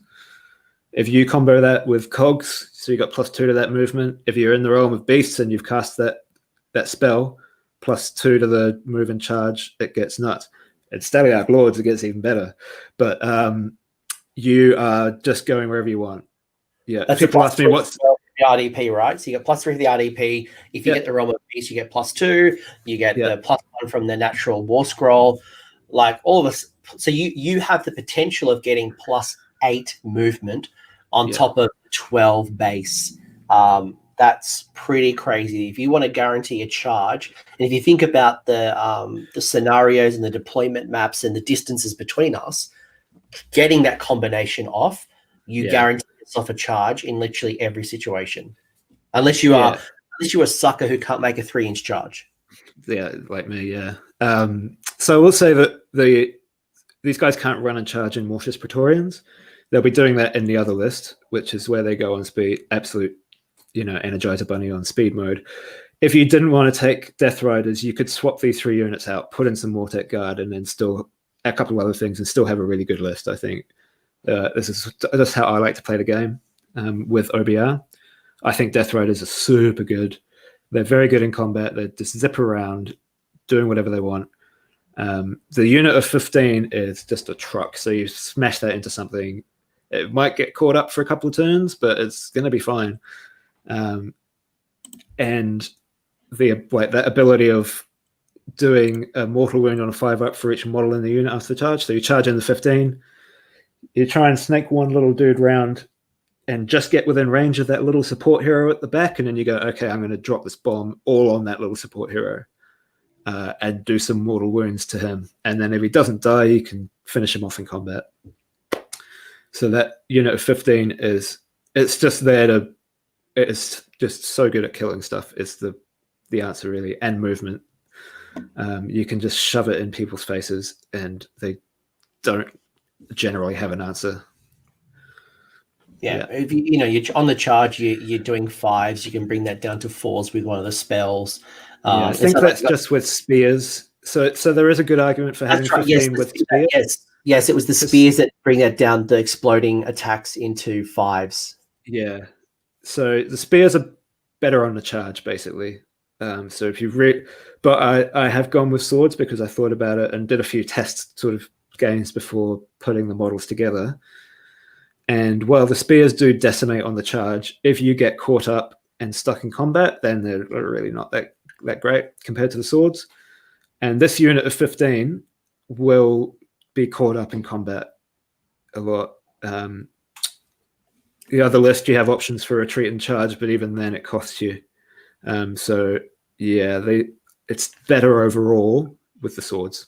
So you've gone consistency because Yes. if you think you're going to be playing armies where you can kill people in one round of combat and then you can keep charging, if you are, I don't know, Iron Jaws, Iron Jaws in Iron Sun's battalion is a prime example where they literally just want to charge, kill what they fight in that round of combat, and then move on and keep charging. That's where the power really comes in with something like a lance. But I like that you brought in the blade, because then you've got more consistency, because you're more likely to grind out your combat, and it might take you more than one turn. You don't lose your power level in the second round of combat because you've lost the ability to charge. Exactly. Unless you went down the battalion route with the Cavalos Lance that allows you to retreat and charge. Yeah. So you do have that option. Yeah. The other thing, so that command ability with the Mortal Wound Bomb on a 5-up, with the spears, that's a 4-up. So that is the other strong argument for putting spears in the unit of 15, because then you have 15 dice and a 4-up to the Mortal Wound, which could be, that's the best reason to take spears, I think, in a big unit. I wouldn't take spears ever in a small unit. But yeah, the spears look really cool as well. So I had a real hard time making that decision, but I thought, no, go for consistency. That sounds good. Sorry, I was just responding to something in the chat. I was typing it out. I had someone asking in the chat, a question we kind of covered a little bit earlier, but I might just quickly reinforce. They're asking about Null Myriad, and I think generally Null Myriad right now, you're really list tailoring for 1 or 2 games at most at a tournament. There's still probably a couple of games where you are probably not going to really get advantages, against, an army like Daughters of Cain or Blades of Corn, for example. They have no spells. So, you've literally lost a whole bunch of your allegiance abilities, where something like Moritz Praetorian or any of the other allegiances would give you something. So I think the utility, unless we get into a like Age of Magic and we get like more supercasters, and, Alariel gets on steroids, and I don't know, Gorka Morka comes with crazy spell casting, probably not. Null Myriad probably, unless it's a local scene, I wouldn't be taking it to a tournament. Yeah, and to that Franek's point about talking about the Elven magic with what are they called? Realm Lords. I've played against Realm Lords a couple of times, and it seems to me most of their magic, or at least the spells you want to stop, are the ones that are buffing those archers. So it's sort of like the spells that you really want to stop against Realm Lords aren't being cast on my units. They're being cast on the opponent's units. So that ability to ignore spells on a 5-up isn't going to do anything there. So that Null Myriad's great against a very specific enemy, but overall, you're probably a bit better all-rounder going Mortis Praetorians. So this list. Sorry, this list is the my sort of going for an all-rounder list, the most generic list that I'd probably run at a tournament. Cool. No, it's good. I think it's an interesting build you've built around Catacross. You can really start to see the magic coming together. It is an elite force. I think you will have a couple of tough times against any supercasters. There's probably a strong likelihood that you won't get cogs off. There's a likelihood that you can't guarantee the realm spell if you are getting to choose the realm of battle. But being able to at least have some natural synergies where you can get at least a +3 or a +5 to your movement, and then everything else is cream. You found some. Basically, what I'm saying is that you found some natural abilities that aren't relying on magic. I think some people look too much into magic to get their buffs, and when you come against a Lumineth and a Teclis or a Lord Croak that just goes no, you lose all your plan falls apart. So you need to find it naturally in the War Scroll. Yeah. War Scroll abilities are definitely more reliable than magic, even with Nagash, which we'll talk about soon. I failed to cast cogs with him more often than not. So yeah. Anything else you want to mention about this particular list? Just that it would be, it's really cool and thematic to have those 3 like named heroes in it. You could swap stuff around and still be good. You do have a bit of wiggle room in this list. Like if you don't want to use Death Riders, use Mortek Guard, and then maybe you can afford a catapult or something. Yeah, and anyone who's listened to this show in the past will know this is season for taste, guys. If you don't want to run Arc in the Black, you want to run Nagash in your Mortis Praetorian, if you don't own Special K yet, or if you want to run Mortek Guard, obviously, you've heard the theory put into practice. Now you've got some thinking around how you might apply that to your own list. So this is certainly this is not the silver bullet to list building for OBR. It's just bringing the ideas to life and showing one that works in a competitive scene. But again, do you pick your favorite model. If you like the guy in his flying wheelchair, you pick him. He's cool. If you want to run him, I'm not telling you not to run him. This is just a way we're building a list. Yeah, exactly. This is how I like to play Bonereapers. There's so many other different ways. If you don't mind, just before we get into this, I'm just going to go fill up my coffee. I'll be back in a few seconds. What? So that's Nagash doesn't mind. You can wait forever. So I will read out the rules and you can quickly come back. So what we got here is we have the second rule, which is going to be your Staliac Lords. So what Mitch is going to tell us in a very quick second is we've got the Staliac Lord abilities. So the first one is Staliac Lords can run and still charge later in the turn. So this is almost basically, we talked a little bit about the Cavalos Lancers and being able to retreat and charge. So this might, and we'll hear what Mitch says in a minute, we'll see how that might work with the Cavalos Lancers, or if we even need the Cavalos Lancers. The second ability you get is your command ability. So you can use this command ability in your movement phase. If you do so, pick one friendly Staliac Lord unit that has a mount, has a mount and either is wholly within 6 inches of a friendly Mortek Hekatos, or is wholly within 12 of a friendly Staliac Lord's hero. So we're based off the Hekatos or a Staliac Lord's hero. This unit can retreat in the phase and still charge later in the same turn, as long as it didn't run. So again, my question will come back to the Cavalos Lancers, and do we need it, Mitch? Not really. Yeah.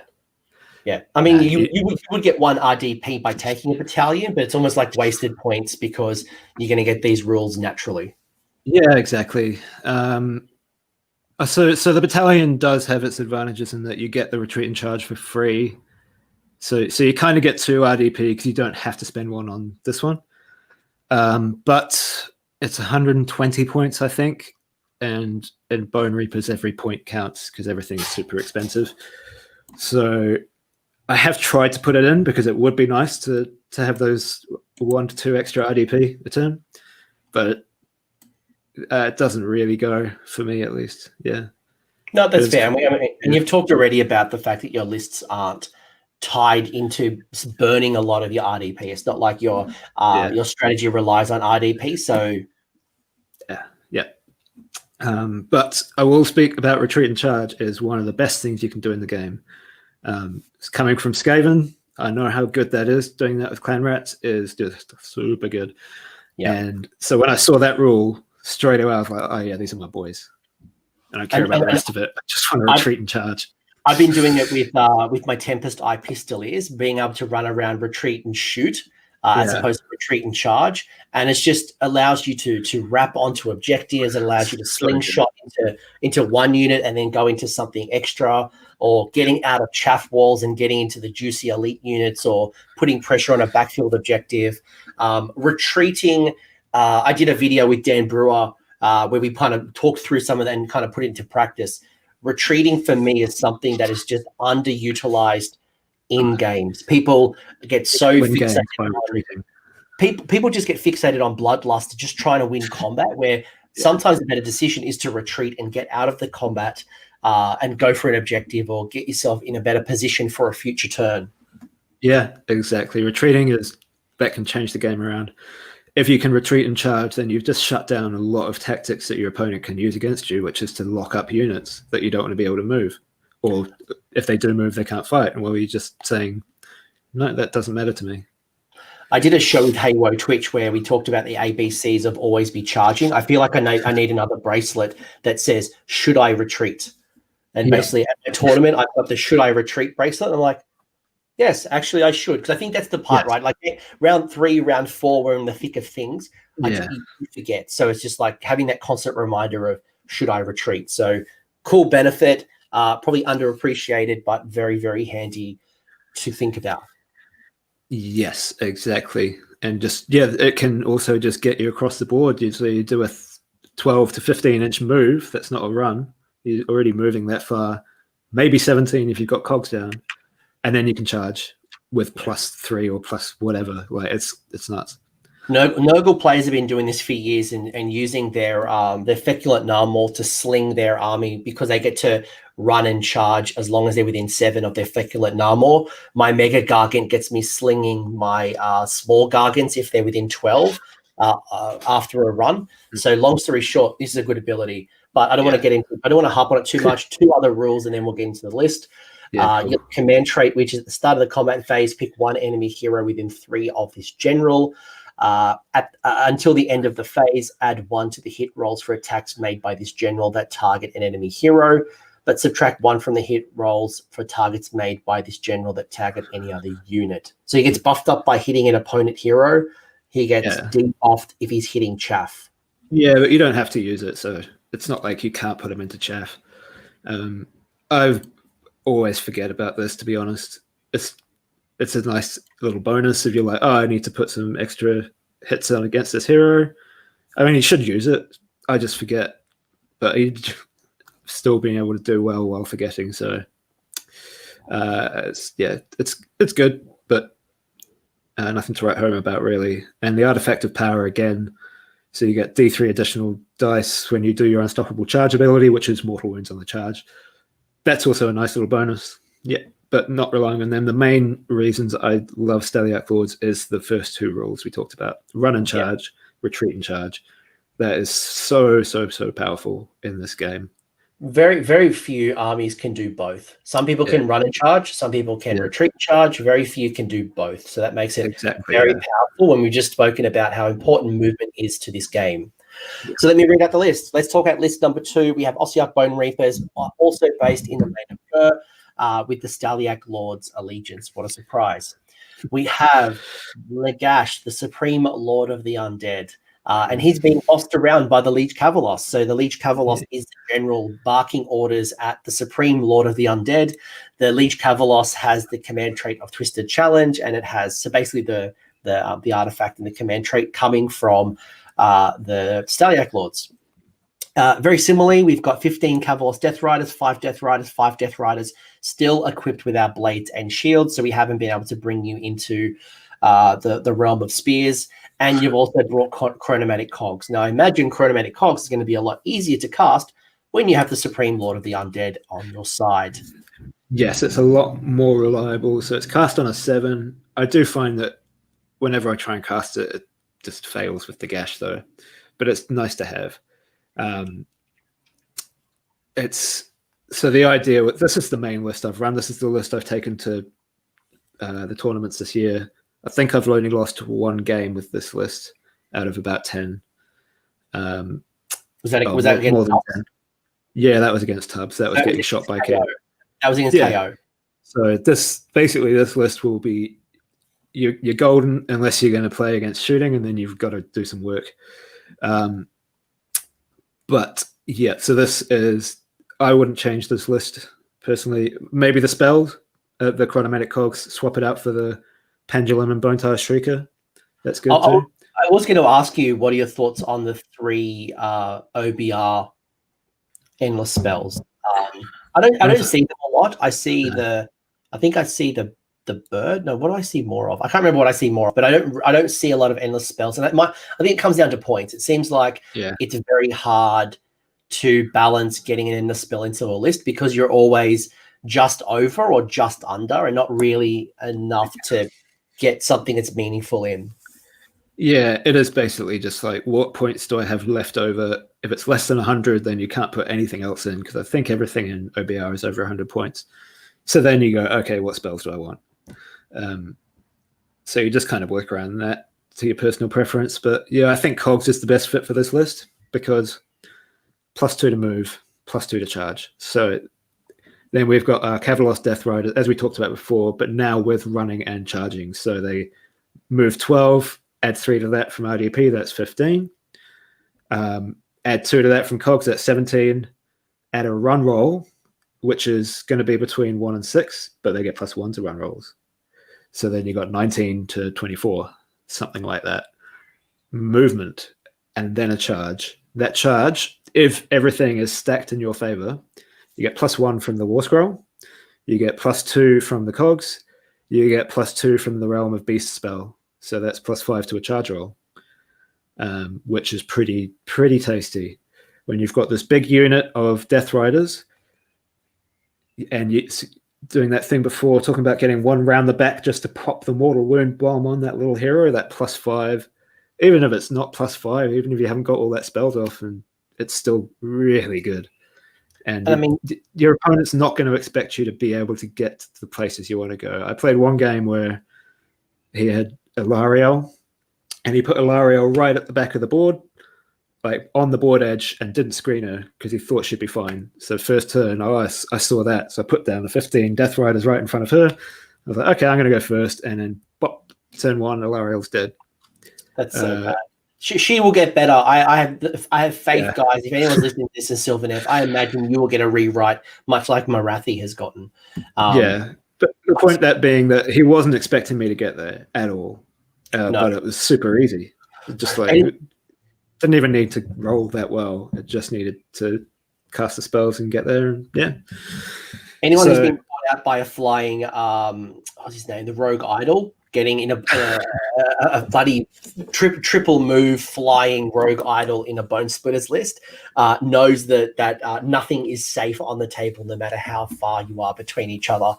That, Nagash is giving you +3 to the cast, +3 to the unbind. I feel like the only time Nagash is going to really have a bad time is 1, with really bad dice rolls, or 2, against Techless. I've played against Techless a couple of times with Nagash, and honestly, it's fine. Yeah, Nagash is really good at unbinding on a 10+ or an 11+, which is generally what Techless is casting on. To get the auto cast for 10 is, or at least the opponents I've played, have done that. And I was pleasantly surprised by the performance of Nagash. I'm just thinking, like, in most cases that you get 3 spell casts with Nagash. You should be able to, at minimum, so you should be able to get off your spells quite reliably. 8 spells with Nagash at +3. Yes, sorry. Yes, you're right. Yeah. Sorry, yes, you are absolutely right. Yeah. So I'm looking at it completely different. We start, his base is 3 spells, and then he gets +5 from his books or something like that, and that degrades. Yeah. Sorry, yes, he's a three spellcaster, and then with the 9 books of Nagash, he starts off with an additional 5 casts and 5 unbinds, and then it kind of degrades as he takes wounds. Yes. And I think that's kind of the power with, even if you fight Techless can't unbind 8 spells. So you can really force, you can try to bait him and try to get those spells out. Lord Croak, while he can unbind table wide, again, can't handle the 8 unbinds. And there's very few armies out there that can handle 8 unbinds. So it's just choosing your spell order effectively. And they might be trying to stop to do, I don't know, let's say, for example, the opponent's really fearful of Drain Vitality. It also then means that, you can always get your other spells through without a problem. So you can almost bait your opponent and force them to make the tough decision of which one do they just have to let through versus which ones are they going to try to unbind. Yeah, the best bait for that is Protection of Nagash. You tell them about it before the game. You say Nagash teleport, and then they will do anything they can to stop that spell. Even when, especially in the early game, you don't really need it. So yeah, that's good. Definitely a lot of bait play there. So when I use Nagash, one of the challenges with actually practically playing him is keeping track of how many spells he's cast, because you've got 8. You cast a spell, you roll a dice, you resolve the effects, and then you're like, oh shit, how many have I got left now? I find that a lot. So I just put the 8 sets of dice down in front of him and pick them up and roll them one by one. So that is a handy little tip I found to help keep track of how many casts he's got, because it can get a bit confusing. Yeah, spell cards. I have a different set of dice. Like I've got some old like Warhammer Fantasy Realms of Magic dice, and I have that for Hallowheart, but this is not the Hallowheart show. Nagash brings a lot to the table, man. Like again, one of these big chunky war scrolls, flies, lots of wounds, good save, spell casting, just absolute board presence on the table. Hand of Dust, just absolute nightmare spell, and literally can auto slain most things. There's a few things that can ignore that, Marathi, Mega Gargant, Go Trek, for example. Well, otherwise you can literally 50-50 just delete a model within 3. Yeah, so Hand of Dust is a great spell, but I've used it only like once or twice, I think, in all my games with it, because generally if Nagash is within 3 inches of something in the hero phase, he's either not worth casting that spell on, or he's already killed it. Like the way I use Nagash, at least, doesn't lend itself that well to Hand of Dust. Use it to take off, like I've used it to take off like a Tzeentch Acolyte that was buffing something or doing something wonky. So I was like, okay, I'll just get rid of that guy and then focus on killing the heroes. Because at the end of the day, it's an 8 to cast, which even with Nagash's +3 is failable, and there are other more reliable options you have with your 8 cast. And it's a 50-50 after that whether it actually does anything. So yeah, nice little thing. If it was sitting across from Archaon in the hero phase, I'd definitely cast it. But I'm never looking to use Hand of Dust as my main offense. Oh no, it's not teleporting into the enemy lines, then get a 3-inch charge, and then Hand of Dust. It's a nice backup plan should you find yourself in a position that is unfavorable or you want to get out of ASAP. Before I get into the other stuff, quick question: would this list work, or how would this list work if you were to put, let's say I don't own Nagash. Let's say I don't have the Nagash, I don't have the money, I don't have the time yet to play with the Nagash. Could I bring in an Arcane the Black and maybe boost up some more Death Riders or maybe some support heroes, or is this list really reliant on Nagash? There'd still be game without Nagash, but yeah, I find it hard to put him down. At least at that competitive level that want to play at the top tables. For myself, Nagash needs to be in this list, just because he's a massive force multiplier with his command ability. His command ability is the reroll 1s to hit and reroll 1s to save army wide. That's what pushes this list from being good to great. Is rerolling 1s to hit from your Death Riders, because they get a lot of attacks. And you can give them +1 attack each. So that weight of dice gains a lot from the +1 to hit. And then that, not +1 to hit, reroll 1s to hit. Yeah, and then that's reroll 1s to save is super good too, because it's just always on, basically. Once you've had your first hero phase, and you just do it every turn, you got Nagash there, you've always got that. So it's basically another allegiance ability almost. It's so good. And then his healing as well is board wide. He doesn't have to be in range of something to heal. He can pick up to 5 units. There's 5 units in the list, so everything can be healed. You don't have to worry about, my rangers, is he there? Which one do I heal instead of this one? No, everything gets healed if Nagash is on the table. The spell lord, the 8 cast, the +3, he's just super good. It's a flat 3 as well, which means that you're automatically guaranteeing, a Death Rider coming back. It's not like you need a unit of Mortek Guard because you just need to bring back, models of 1. The flat 3, that's beautiful. Yeah, so you either heal a pony or you bring one back. And then Nagash can healing himself, pretty nice. Healing the Liege Cavalos, super nice as well. And in combat, you can run and charge Nagash into combat. You can have your little Liege Cavalos running up behind him, and you can give him +1 attack. Then you've got 2 attacks with the staff and 7 with the sword. The staff being d6 damage, the sword being damage 3. So he will kill shit. Like, excuse my French, he will kill Archaon, no problem with that. He's really good in combat. I think that gets overlooked a bit sometimes, but he's a monster. Yeah. If you had the points, would you bring a named Leech Cavalos instead of the generic one? If you had the points, let's say in a future iteration, I don't know, Nagash gets a little bit cheaper, or somewhere you get a couple of extra points. Would you change it? Only if that reroll to wounds thing could be used in Steliarch Lords. So that if I could have that in Steliarch Lords, this list would be absolutely bent and not much fun to play against. So the likelihood of a war score being written is like slim to none. So what you're telling me is that even with a points reduction, because the keyword synergy doesn't work as well, it doesn't work with the Steliarch Lords. The generic Leech Cavalos is better in Steliarch Lords, but in Mortis Praetorian, the other one, the named Xantos is better.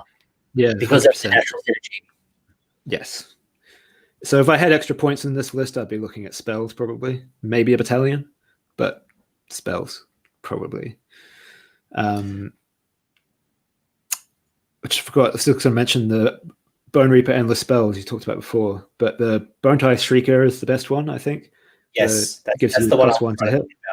Yeah. And then the other two are just okay. But the reason you probably don't see them so much is they give you -1 to cast from the wizard that casts them if they're on the table. So that can make a big difference to Nagash being on +2 instead of +3. I know it sounds like a first world problem, but so OBR and the spells are good, but they come at a cost.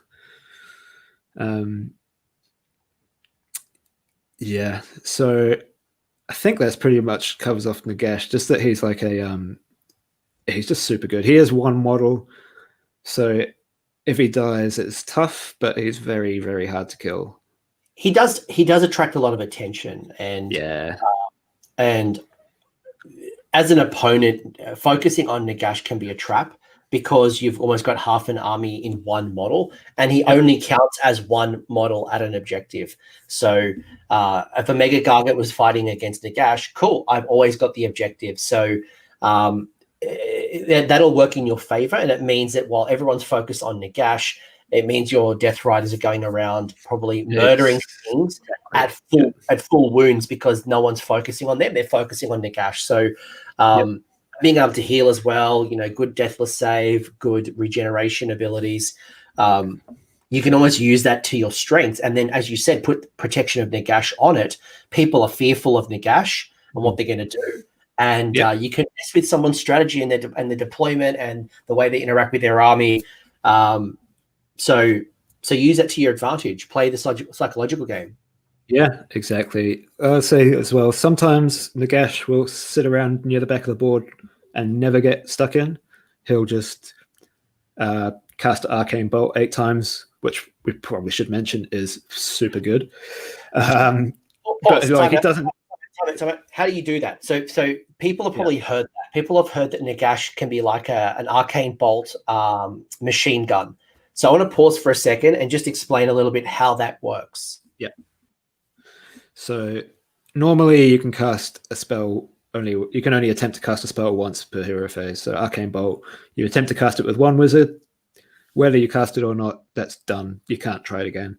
With Nagash and Arcane, they can do that with Arcane Bolt and Mystic Shield, where they can just keep trying to cast it or successfully cast it. So there's no limit to the amount of Arcane Bolts you can throw out, apart from the amount of spells you can cast with those two.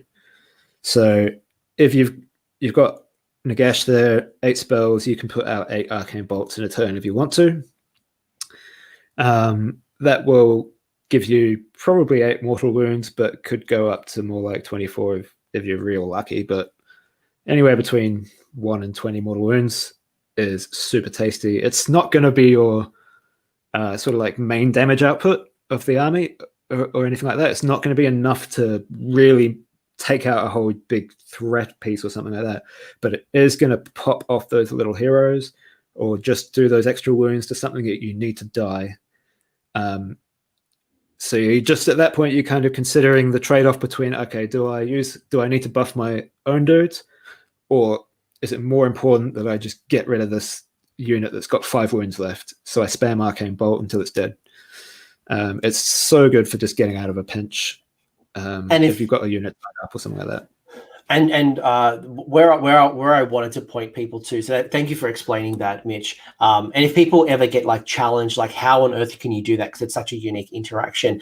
It's the Staff of Power. So the Staff of Power basically says in the second chapter, the second set of sentences, it says, in addition, this model can attempt to cast Arcane Bolt and Mystic Shield any number of times in the same hero phase, even if another wizard has already attempted to cast it in the same spell. So it's on the war scroll. You probably skip it. It's a very chunky war scroll, but yes, you can absolutely cast it a number of times, which will which does change the game, especially when you think about you can do D3 mortal wounds on a 10+ and he gets +3 to cast. That can be quite nasty. Yeah. And then also the Bone-tithe Nexus, the 2-up doing a mortal wound can just help you out with that.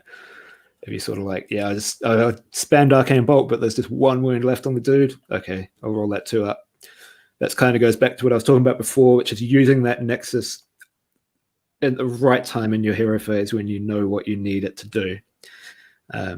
So that will, with Nagash, it's more about, I'll cast about half of Nagash's spells, see how that's going, and then start thinking about the Nexus. We've kind of gone through the Death Riders quite in depth, and we kind of hear the benefits of what Death Riders are doing. Is there anything that's probably worth talking about with the Death Riders in this particular build, or is it just doing a very similar role as the Mortis Praetorian, just in a very different way? Yeah, I'd say it's probably the role they're filling in Mortis Praetorians, but they're better at it in this list because they can run and charge and retreat and charge. Yeah. So really, but I'd say it's not just better; it's like exponentially better. That's why I say with the Mortis Praetorians list, feel free to drop out the Death Riders and put something else in. I just like Death Riders myself. But in this list is really, really, really where you want them. You've got so many options. You can just shoot them up the flank. You can get them in turn 1 or something like that if you want to. You always have the option to go where you want to go.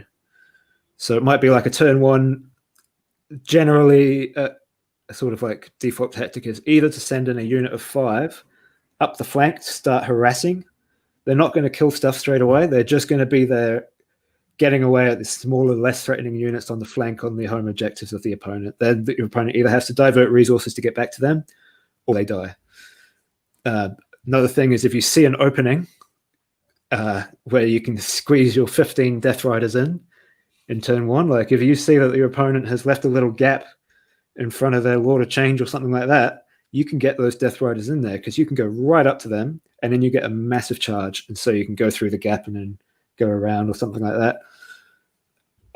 It is just, they just get in there. So your opponent has to screen super well to be able to counter that. And even if they have, there's a good chance that unit of 15 Death Riders can take out that screen, or at least most of it. And when they've done that, even though they're sitting right in front of the enemy, they're still pretty durable. They've got a 4-up save. They're re-rolling 1s because of Nagash. They're not easy to kill that unit of 15. So they can go in, take out the chaff wall, take a big hit, and then get in, and they'll still kill a lot of stuff. And the fact that Nagash is bringing things back are table-wide as well, unlike some of the other lists where you've got to be within 12, within 6, within a certain range. It does allow you to be a bit more aggressive and a bit more expansive than I think that I've seen OBR players before you. Other OBR players are so worried about their little bubbles of synergies across the board. Nagash just allows you to have the absolute flexibility of running and charging way across the board and still getting some of these benefits. Yeah, exactly. And that's kind of one of the things I wanted to do when I was choosing a list. I won't say I wrote it because I did straight up steal it off that guy and change a couple of rules, but was I thought, okay, so what's the weakness of OBR that everyone says? And everyone said it's movement. So it's like, well, let's just get rid of that weakness, by having an army that can move anywhere. People don't expect it, I guess, until you've done it to them once, and then they do expect it, and then they're terrified.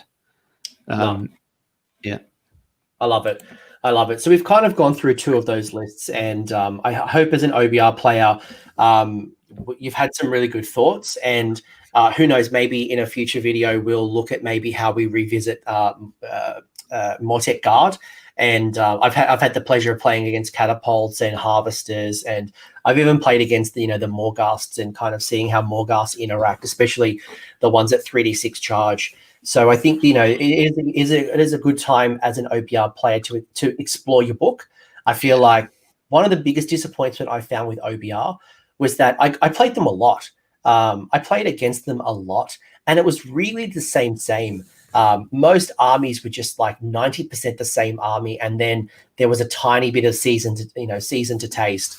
Now I start to see that we're actually exploring the books properly. We are seeing Special K. We are seeing a whole bunch of Xantos. We are seeing Death Riders. We are seeing catapults. We are seeing stalkers and harbingers. And I think it's a good time because I think now we're asking and answering different questions. So I guess the last question I've got for you, Mitch, because I know you've got a bachelor party to absolutely get Mitch bitch drunk at. I've done absolutely nothing to prepare for it either. So that's a Twitter handle, by the way. I just didn't want YouTube to demonetize me in the first 30 seconds. But I guess my final thoughts, Mitch, is what have you learnt that?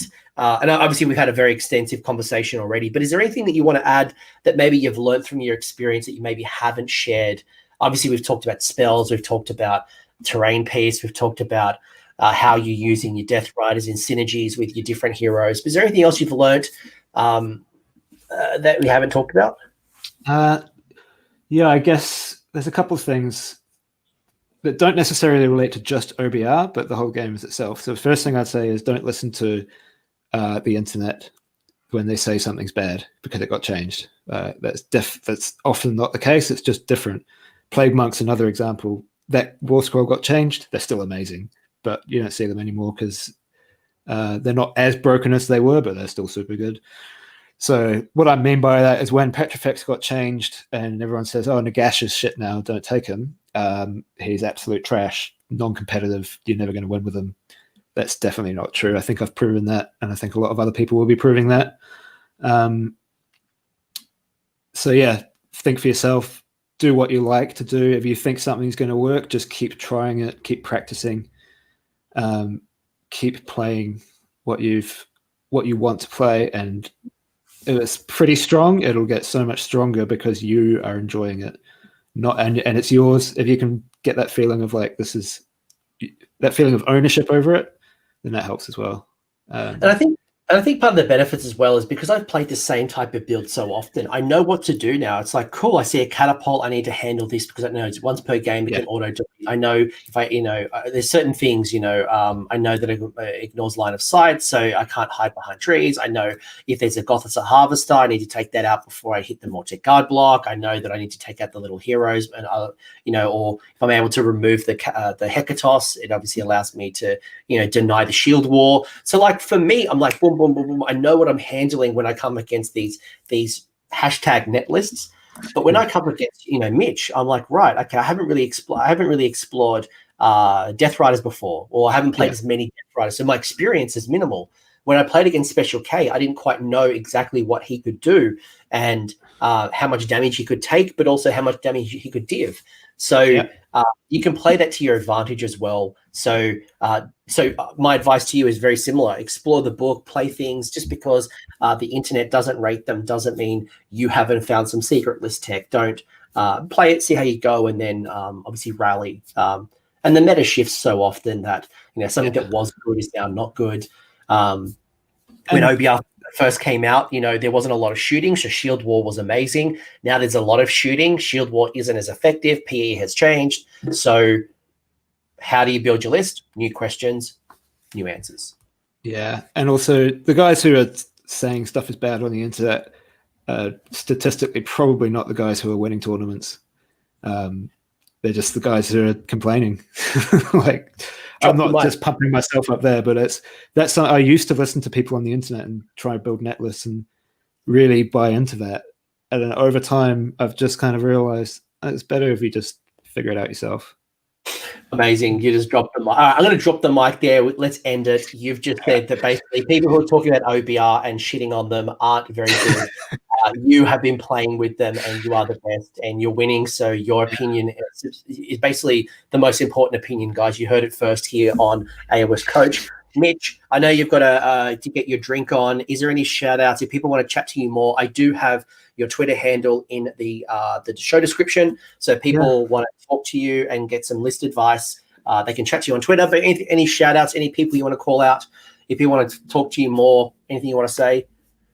I'll shout out my AOS team, which we didn't get to do this year because of COVID. We were pumped up and then 2 days before it got cancelled. So Lee, Kyle, Bo, and Tom, we won the team event last year.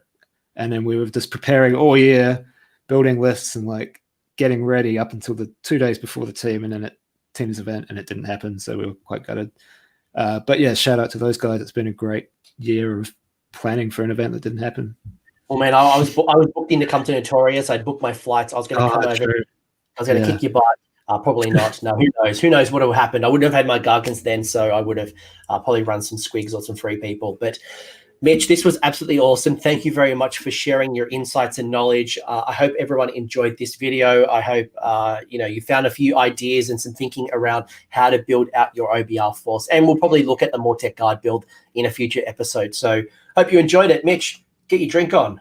I will, mate. Thanks for having me. That was a great time. All right, thanks, guys. I really enjoyed it. I learned a lot. Thanks, guys. Mate, how good was that video? Surely it's going to go straight to the pool room.